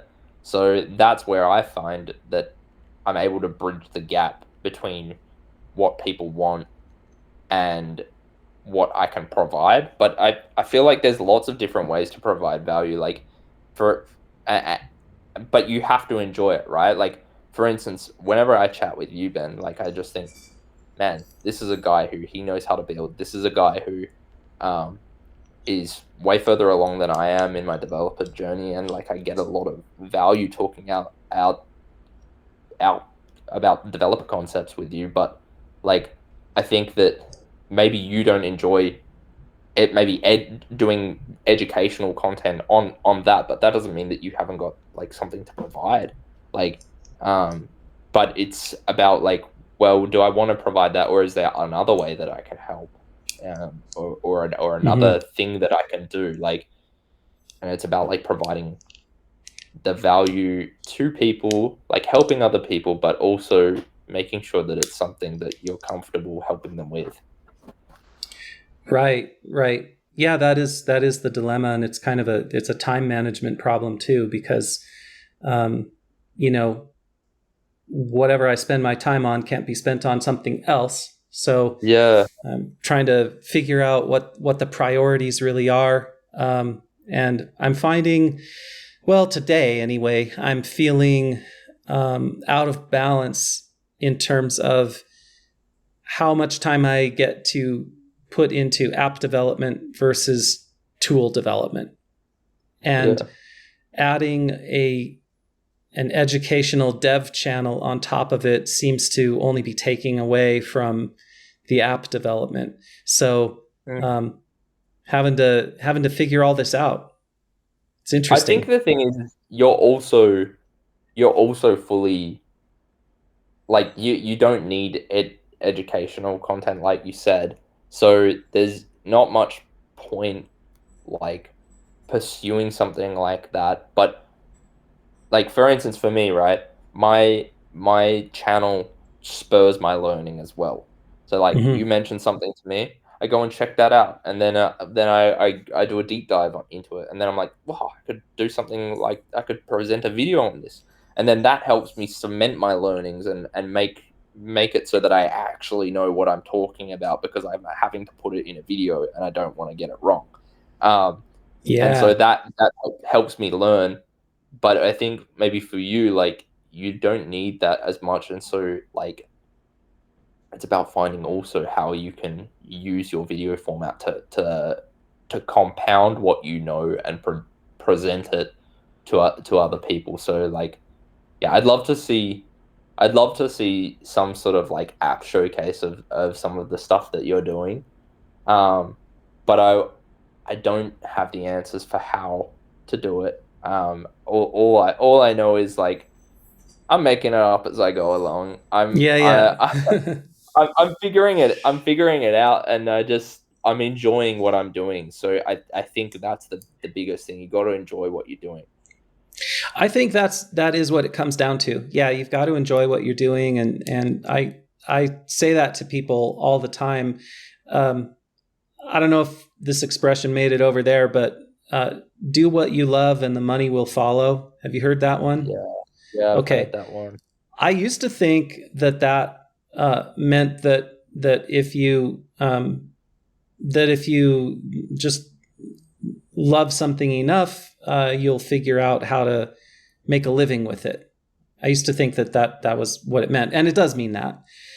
But there's another layer to it as well, which is if you don't love what you're doing, it's unlikely that you will persevere through whatever it takes to achieve it. So, ultimately, at least for me, I think love is the answer. That's so cheesy, man.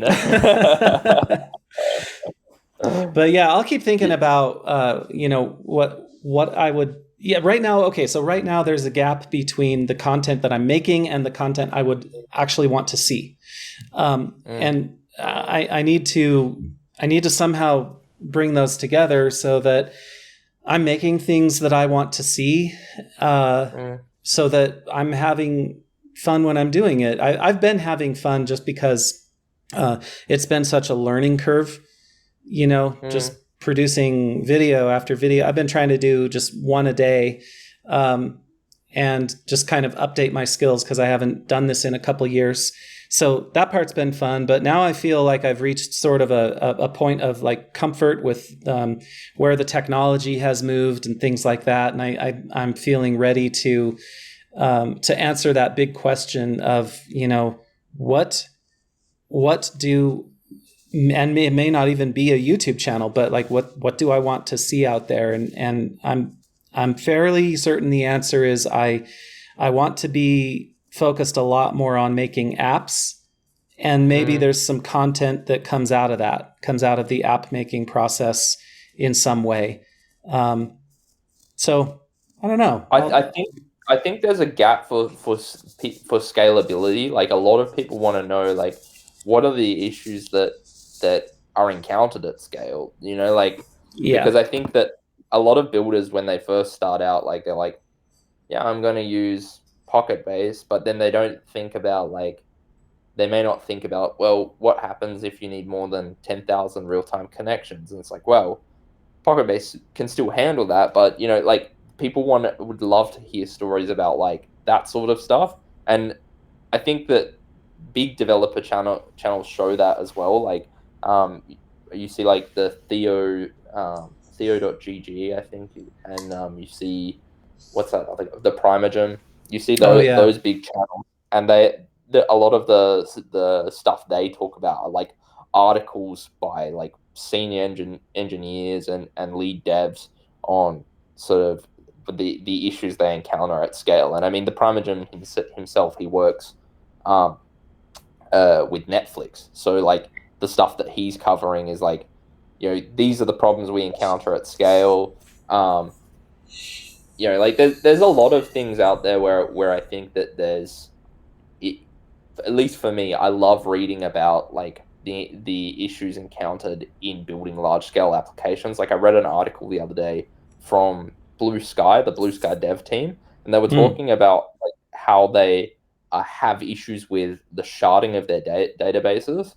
And like for me, like I've never dealt with sharding of databases, and like that's not been a problem I've encountered because I haven't had apps which scale to millions of users. But they've definitely got that problem, and like encountering how they solved those issues and how they've structured things is like interesting. And I'd love to hear more content about PocketHost, because PocketHost for me is like, wow, like this is a massive Pocketbase app that's being distributed now. Like there's all of all of that stuff is really interesting, and like I feel like you're pretty passionate about PocketHost, and it'd be cool to see more content about how that works under the hood as well. Like that's the content I'd like to see. I don't know whether that's what the audience wants to see, but like for me, like, like, and there's questions about scalability. Like, I mean, we go to the Reddit, and like every other week there's a question like, can this scale to like 1 million users? Like, like these are the the questions we get in Reddit. Like, I'd love to just have like a video there where it's like, well, yes, but no. Like, do you know what I mean? Like, Yeah. more depth. Yeah, that's interesting. So you'd like to hear more about what's going on specifically with PocketHost. Yeah. Yeah. Like, I Interesting. think PocketHost is also a very good platform, and I think it's something that, like, I know you may want to build apps, but PocketHost, I think, is a very valuable app. And just out of curiosity, by the way, like, how do you manage all of your time? Because, like, I message you at all times of the day, and you're just like, it seems like you're always on Discord, and I'm just like, how does this guy do it? Like, when I'm like coding or focused, like, I'm just like, no messages, no nothing. Like, how are you so focused? Like, even though being distracted on the Discord. That's a good question. How do I get everything done?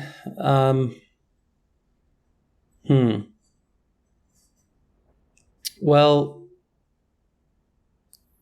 I don't have too many idle moments. If I'm not hands-on doing something, I'm thinking about, the next problem or whatever. I think it might have been Nick thought I fell asleep on the live stream, which I kind of did. It was sort of a liminal state of some kind. I go into these like, like when I was young, I would just take naps. I would fall asleep and wake up with some kind of answer. But now it's more like a meditative state. So I spend quite a bit of time just kind of in that state where I'm just letting the problem work on itself somehow. It doesn't really even feel like I'm thinking about it really. I'm just kind of, I don't know, it's like some Rubik's Cube is going on in my head. Something's being solved, and then it'll just kind of show it to me. Here you go. This is how to do it. Just and then moves to another thread. Yeah, and I'll go try that, and that'll sort of reveal the next layer of whatever's going on. So I think part of the efficiency comes from I try to avoid spending time just like coding is the least productive part of the process for me. And it's the part where if you get stuck coding too long, for me anyway, it almost certainly indicates that I'm taking the wrong approach, or I don't understand what's going on. Or like if I'm adding code instead of removing code, that's usually suspicious to me. So I try to err on the side of letting that thought process, whatever it is, like letting things percolate until I have real clarity. Sometimes I'll sit down and like I'll write some like experimental piece of code just to see how it behaves or whatever. But a lot of it happens in my head, and then I sit down and I like copy down whatever's in my head. So that tends to be a lot more efficient. I didn't used to work that way. I used to just, be on the keyboard for a long time, and I noticed that I was throwing away most of that stuff. So now I try to throw it away in my head before I sit down and write it. So I'd say that's probably one of the biggest things that I do to conserve time. Yeah, I don't know. I have plenty of stuff going on because I've got a couple kids and I spend time with them all the time. Have a life partner who lives down the hall. Spend time with her a lot.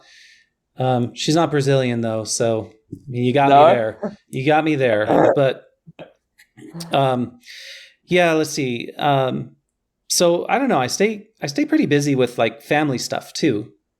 And when I'm out doing family stuff, like part of me is over here like working on the next thing. I'm sure that it happens for a lot of people that way, where when they're just kind of out in the world, they're sort of in the back of their minds, they're chewing on that problem, trying to figure out a new approach. But yeah, I wake up pretty much after anytime I fall asleep, I wake up with a new idea about what to do about whatever I was working on. And like just today or yesterday with that module resolution problem I was working on, I was about to go fork yet another project and submit yet another pull request for this like upstream stuff that it's like the tools that make the tools. I find problems up there, and I try to go submit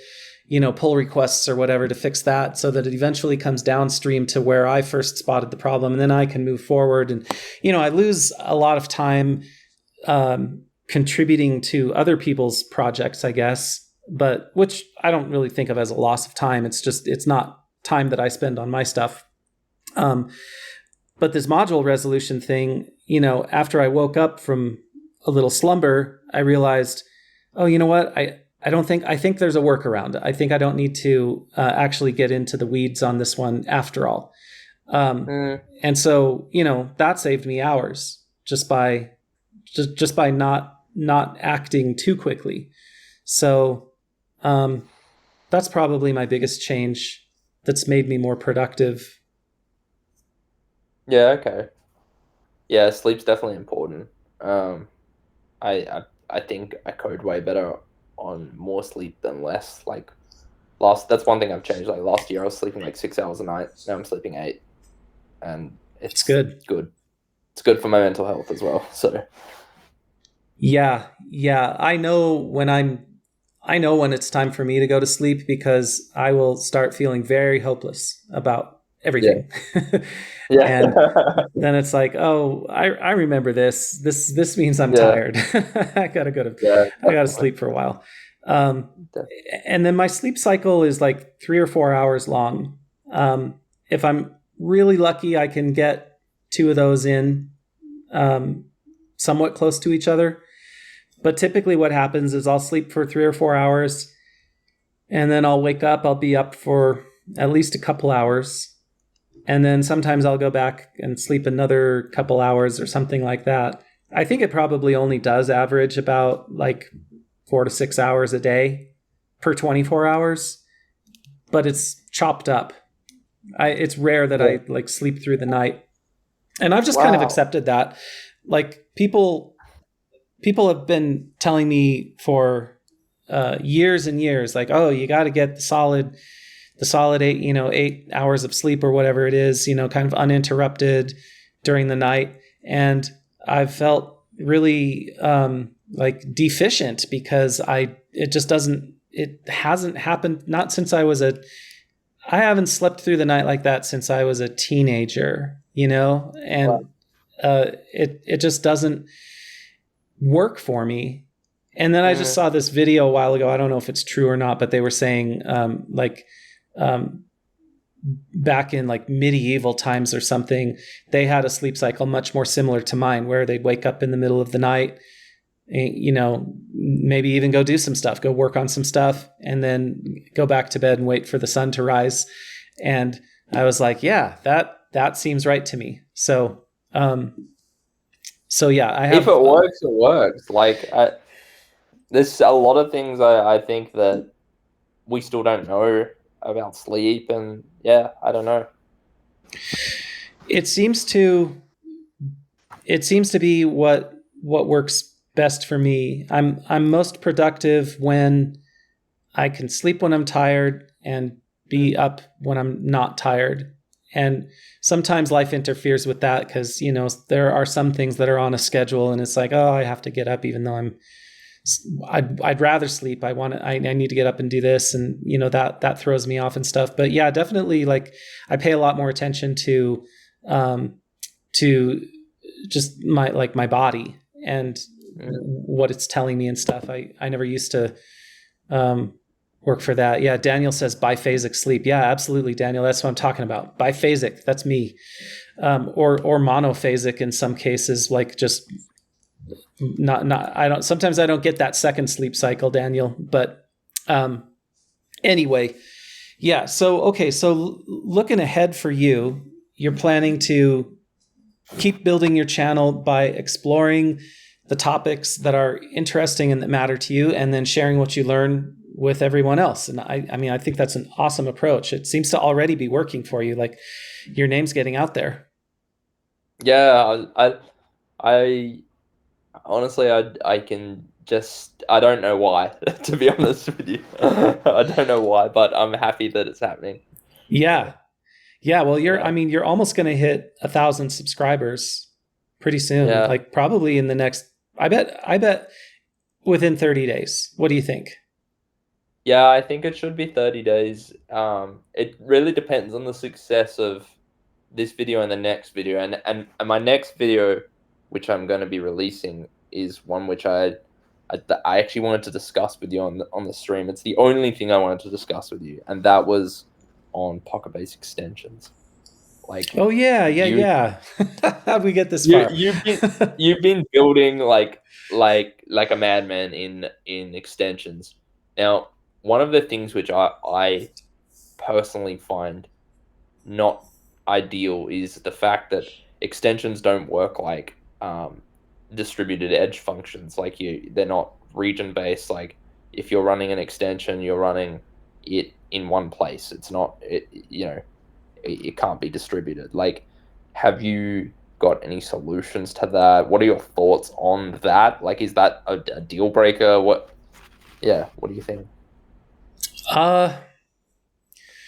Well, so you're talking about Pocketbase extensions, and are you differentiating between JavaScript and Go extensions, or just any kind of JavaScript extensions? Yeah. Okay. Just Java. Well, yeah. Well, I mean, so fundamentally, the issue with Pocketbase is that it really isn't horizontally scalable, and that means that any of the extensions that run in it are also not going to scale horizontally. And there are a lot of reasons for that. Have you stepped into this at all? Like why Pocketbase isn't horizontally scalable? Yeah. I've read bits and pieces, but I'd like to hear your thoughts on it. Okay. Well, so we know that Terso has solved the horizontal SQLite scalability problem, right? So we can have horizontally scalable SQLite installations where each edge has its own SQLite database right there on the edge with it, and they all stay in sync somehow. At least that's the claim that Terso makes. And so then people think like, well, Pocketbase runs on SQLite, so let's just put a bunch of Pocketbase instances out on the edges as well. Use Terso to synchronize the SQLite database, and we're good to go. And unfortunately, that isn't the case with Pocketbase, because Pocketbase uses a synthetic event system, meaning it does not listen to SQLite events. It has its own event system that are generated by actions performed in Pocketbase code.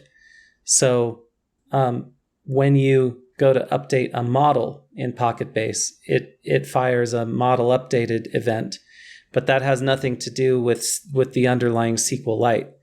SQLite does have events you can hook into. Like you can hook into a SQLite event that says like this row changed, or this record was inserted, or this record was deleted, or this table schema changed. Like SQLite has events for that, but Pocketbase doesn't listen for any of those. So what that means is even if Terso changed the data in SQLite, Pocketbase wouldn't know about it.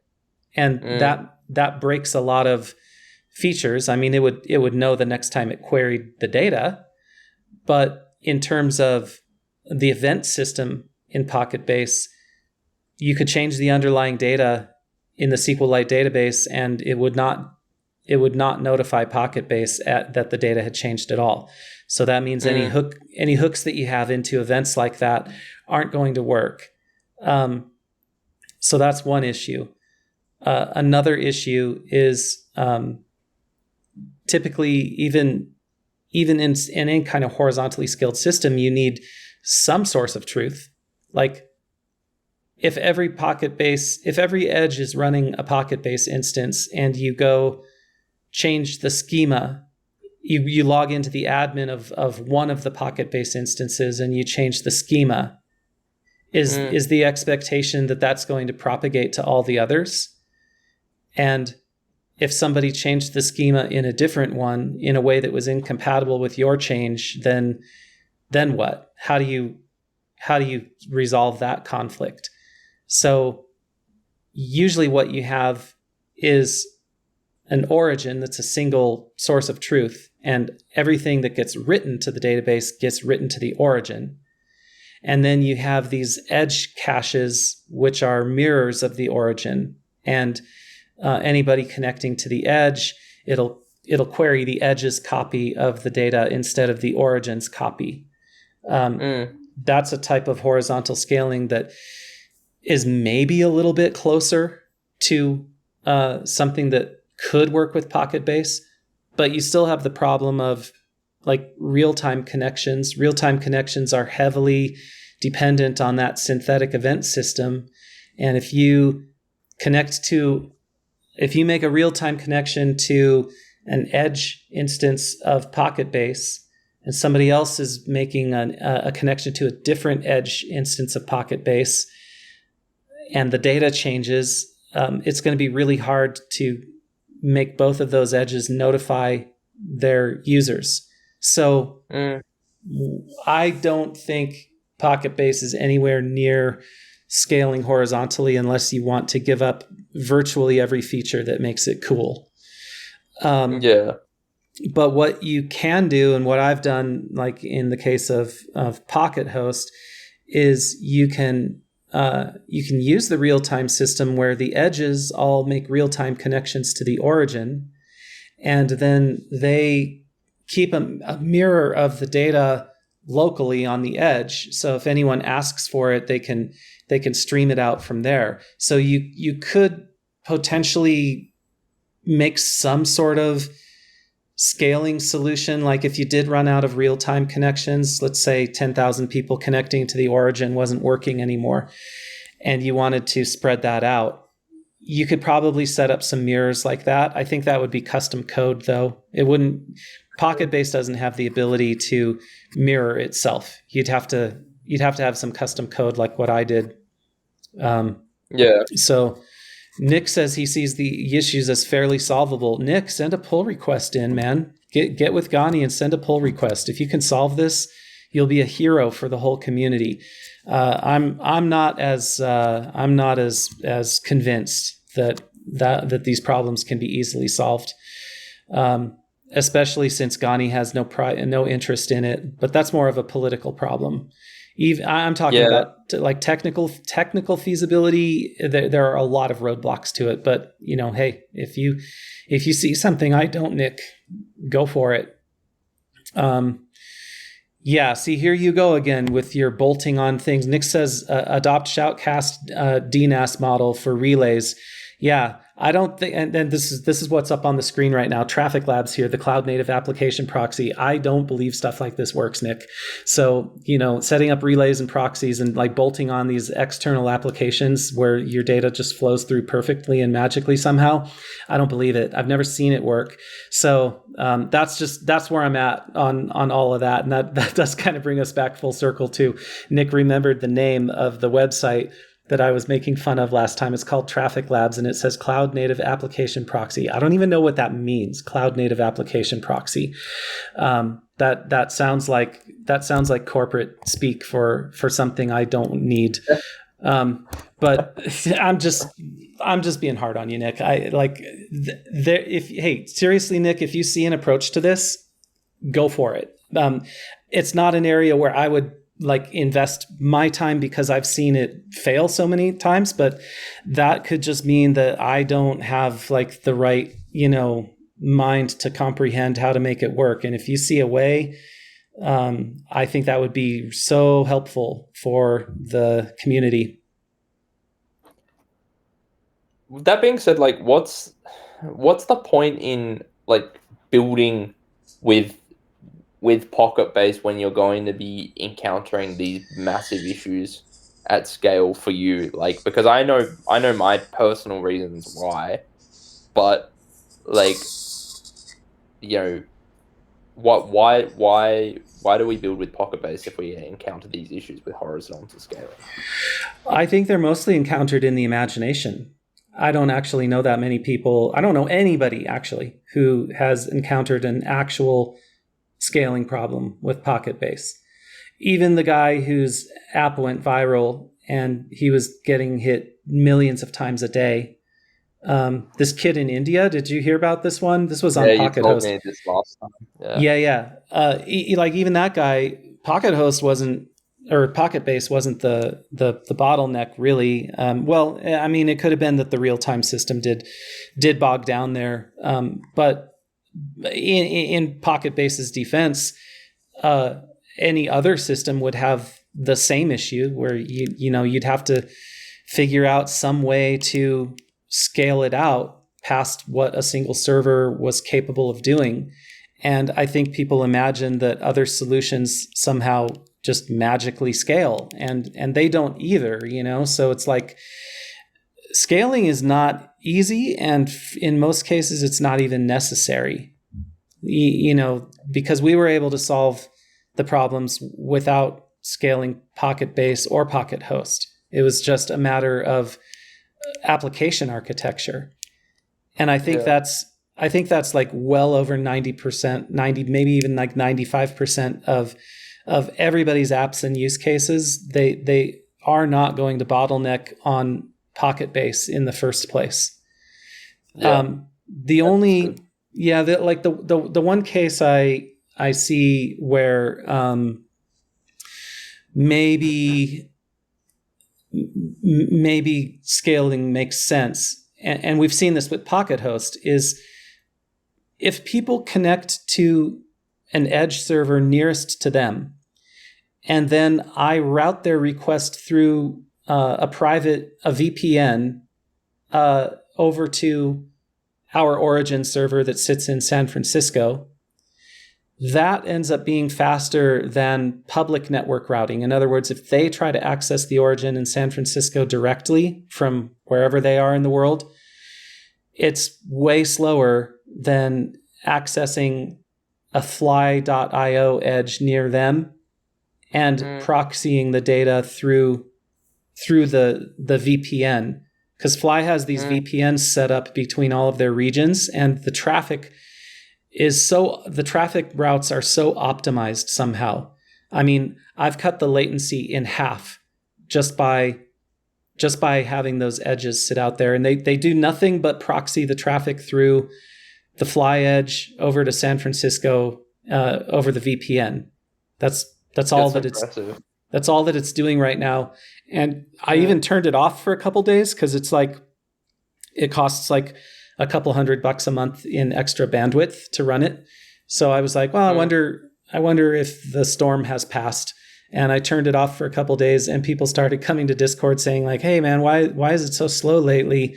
And then I was like, hold my beer. Let me turn this back on, and turned it on, and they tested again. This was like a live test we did on Discord. They test again. They're just like, holy shit, it's back. So I know that it works. I know it works for people, who aren't close to San Francisco. And so that's a type of scaling that you could do with like anybody running a Pocketbase instance somewhere. It doesn't even have to be on PocketHost. You could set up your own edge servers that proxy all the traffic through a VPN, and that would cut down on a lot of the latency people experience. But it still wouldn't help with, like, I mean, if you have 100,000 users trying to make real-time connections to Pocketbase, it's probably not going to work.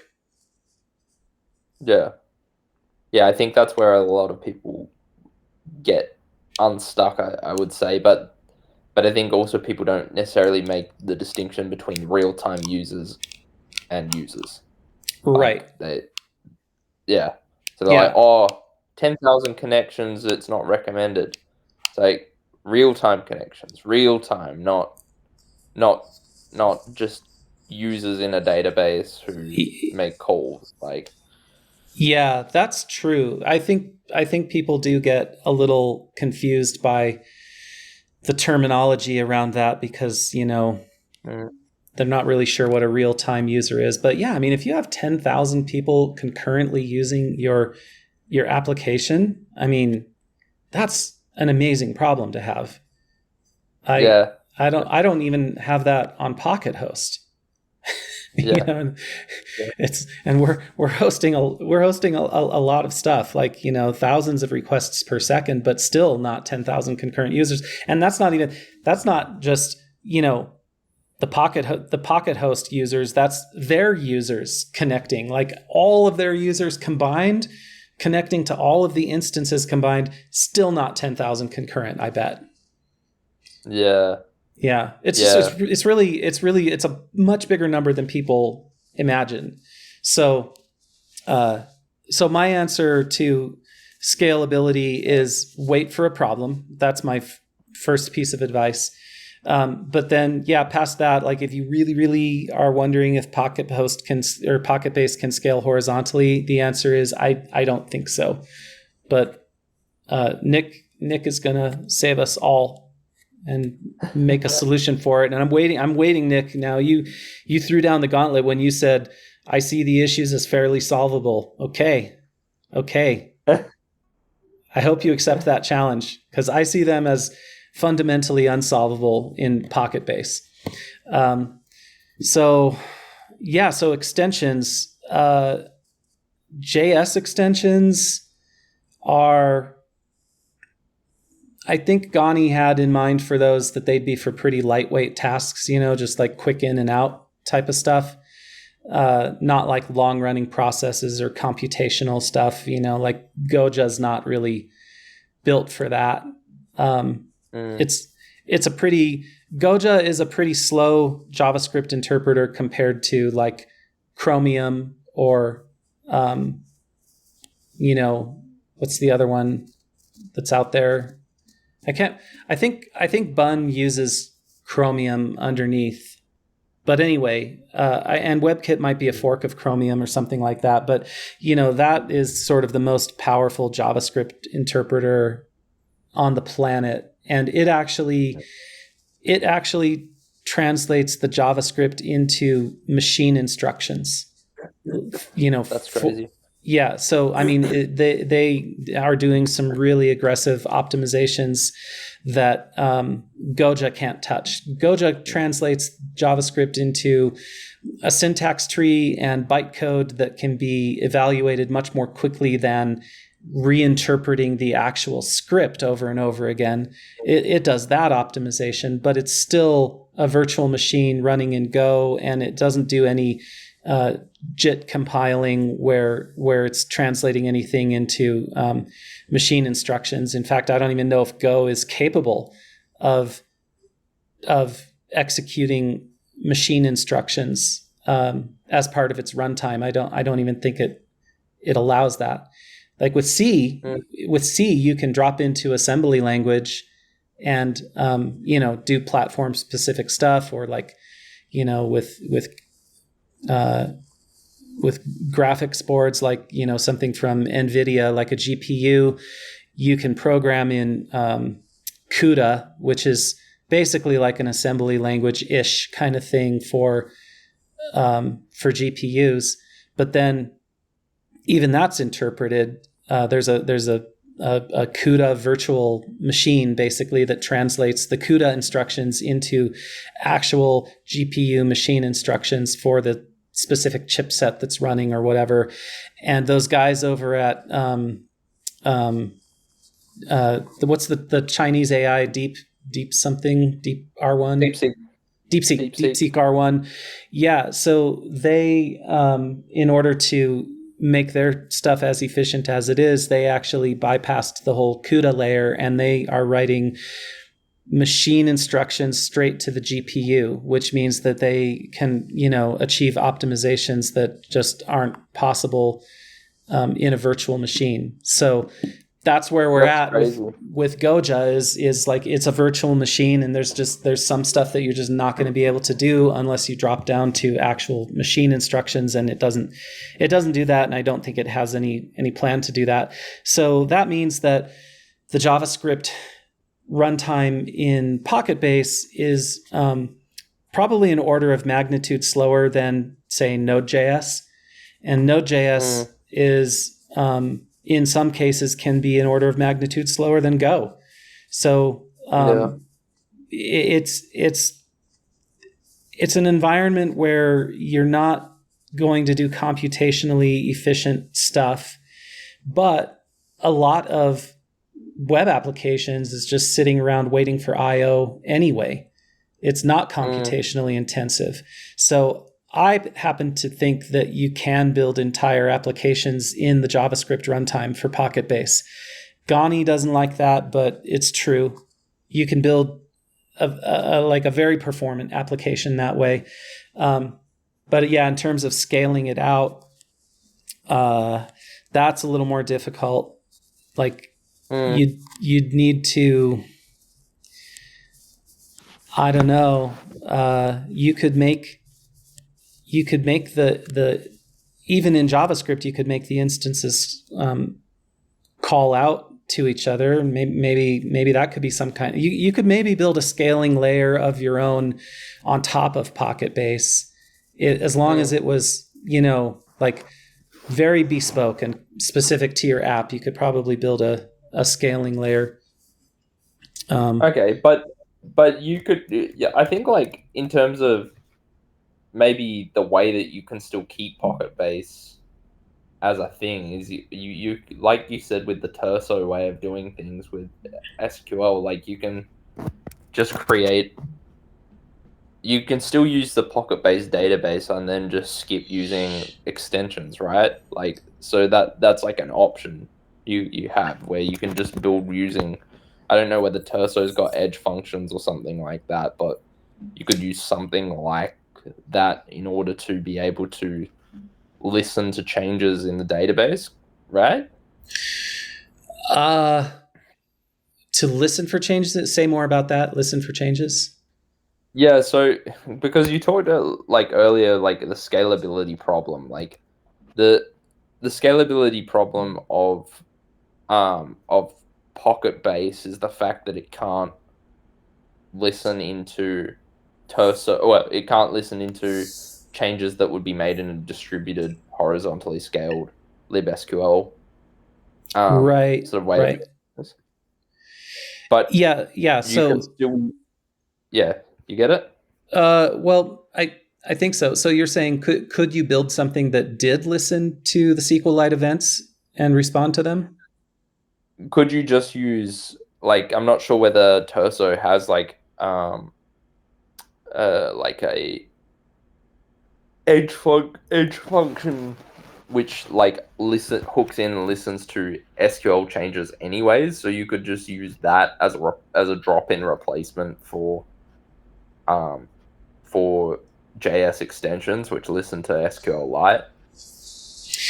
Oh yeah, I don't know how the Terso library works. I'm not sure. I imagine what it does is intercept the operations that you perform on SQLite, and then it does its own thing with them, like distribute them out or broadcast them out or whatever.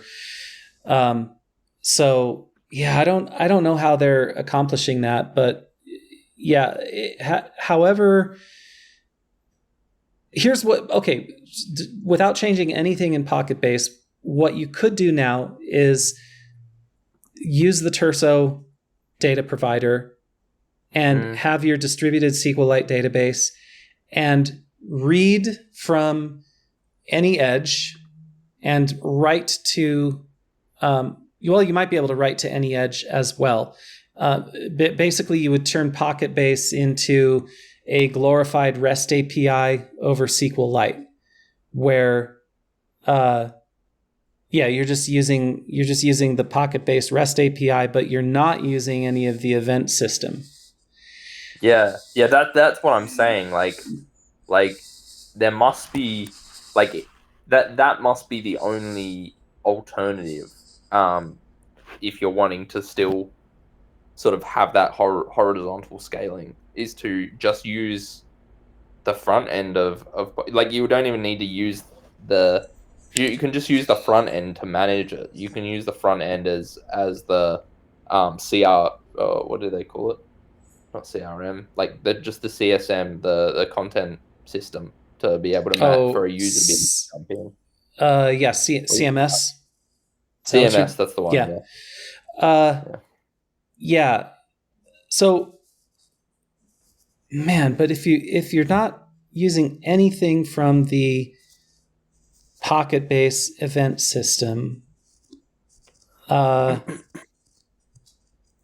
you would have to trust that if something could be successfully written to one instance, that it would be valid and written everywhere. Yeah, like I think you could, and this is, well, and we're also assuming that Pocketbase doesn't do any in-memory caching of the SQLite data. I'm not sure if that's true. If it were true, you could probably disable that cache so that it checks the database every time. But I think Pocketbase assumes that it's the only process accessing the database. So, but I don't know if Ghani does any caching around that. That would be another consideration. Yeah, because I think it's definitely something to consider.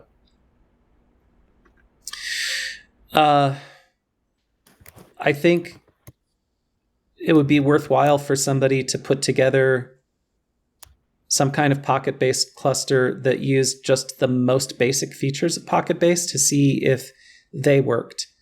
So that would be like turning off cron, turning off any reliance on any like data-based events. So like, let's see here. You could do this. You could do this for your channel.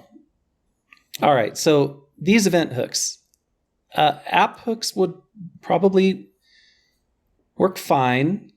Well, no, on settings reload would not work because it wouldn't know if the settings got changed.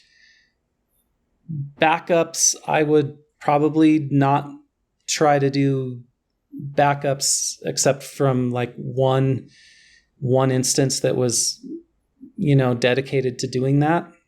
But I guess, I don't know. I guess the edges could do their own backups. It's just you wouldn't want to restore. You'd want to be careful about how you restored. Mail hooks would work fine. You could send outgoing mail from all of your edges. You could do password recovery, stuff like that. Real-time hooks would be completely broken unless there were some way where you only needed real-time events on a per edge basis, but real-time events across edges would be completely broken. On record, enrich, and validate, those would be partially broken. And what people may not know is that these events are also used internally in Pocketbase's internal code. It's relying on, getting these enrichment and validation events firing for some of the data processing that it does, and those won't fire if your data was updated from a different edge. So that could be problematic, like at a core code level. All of these events create, execute. All of these are not going to work across edges. Model update hooks won't work across edges. Model delete hooks won't work across edges. All of the collection hooks won't work across edges. Request hooks won't work across edges. But I'm not sure that they need to either. Yeah. batch updates, those would not work across edges. Yeah, I mean, there's a lot in here that's like super iffy, super dicey as to whether you'd have to put a lot of thought into, how you were relying on these. And my main concern would be how they're used actually internally in Pocketbase, and whether Pocketbase would be getting all of the events it needs when events happen on different edges. That would be a concern.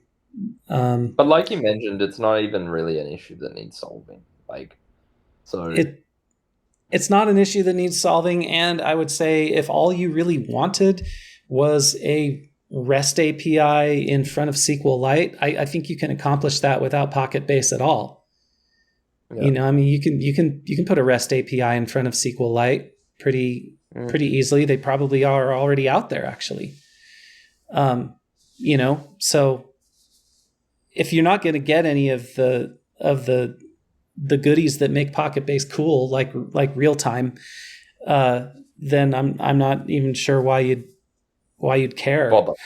Yeah, why bother? Yeah. So I don't know. That's where I land on it, but I do encourage people to prove me wrong and make a horizontally scalable Pocketbase prototype and show it to everybody, because I think a lot of people would be interested in that. That people have been asking for that since day one with PocketHost. Is like, ooh, yeah, if you could make a scaling option for PocketHost, that would be a reason for people to not self-host, because Yeah. And I agree, but I don't see it as feasible. Yeah. Well, Nick will solve it. We're hoping, Nick. We're counting on you. Well, this has been a good chat, man. Yeah. Did you want to talk about anything else, or are you feeling complete? I'm feeling complete. I definitely want to come back. Because this was a lot of fun. This is my first stream, and I'm happy with how it turned out. Yeah. Yeah, awesome. Well, we'll say goodbye to the chat now, and I'm gonna drop us off the stream, but you can hang on for me. Yeah, Nick just laughed. It's all on you, Nick.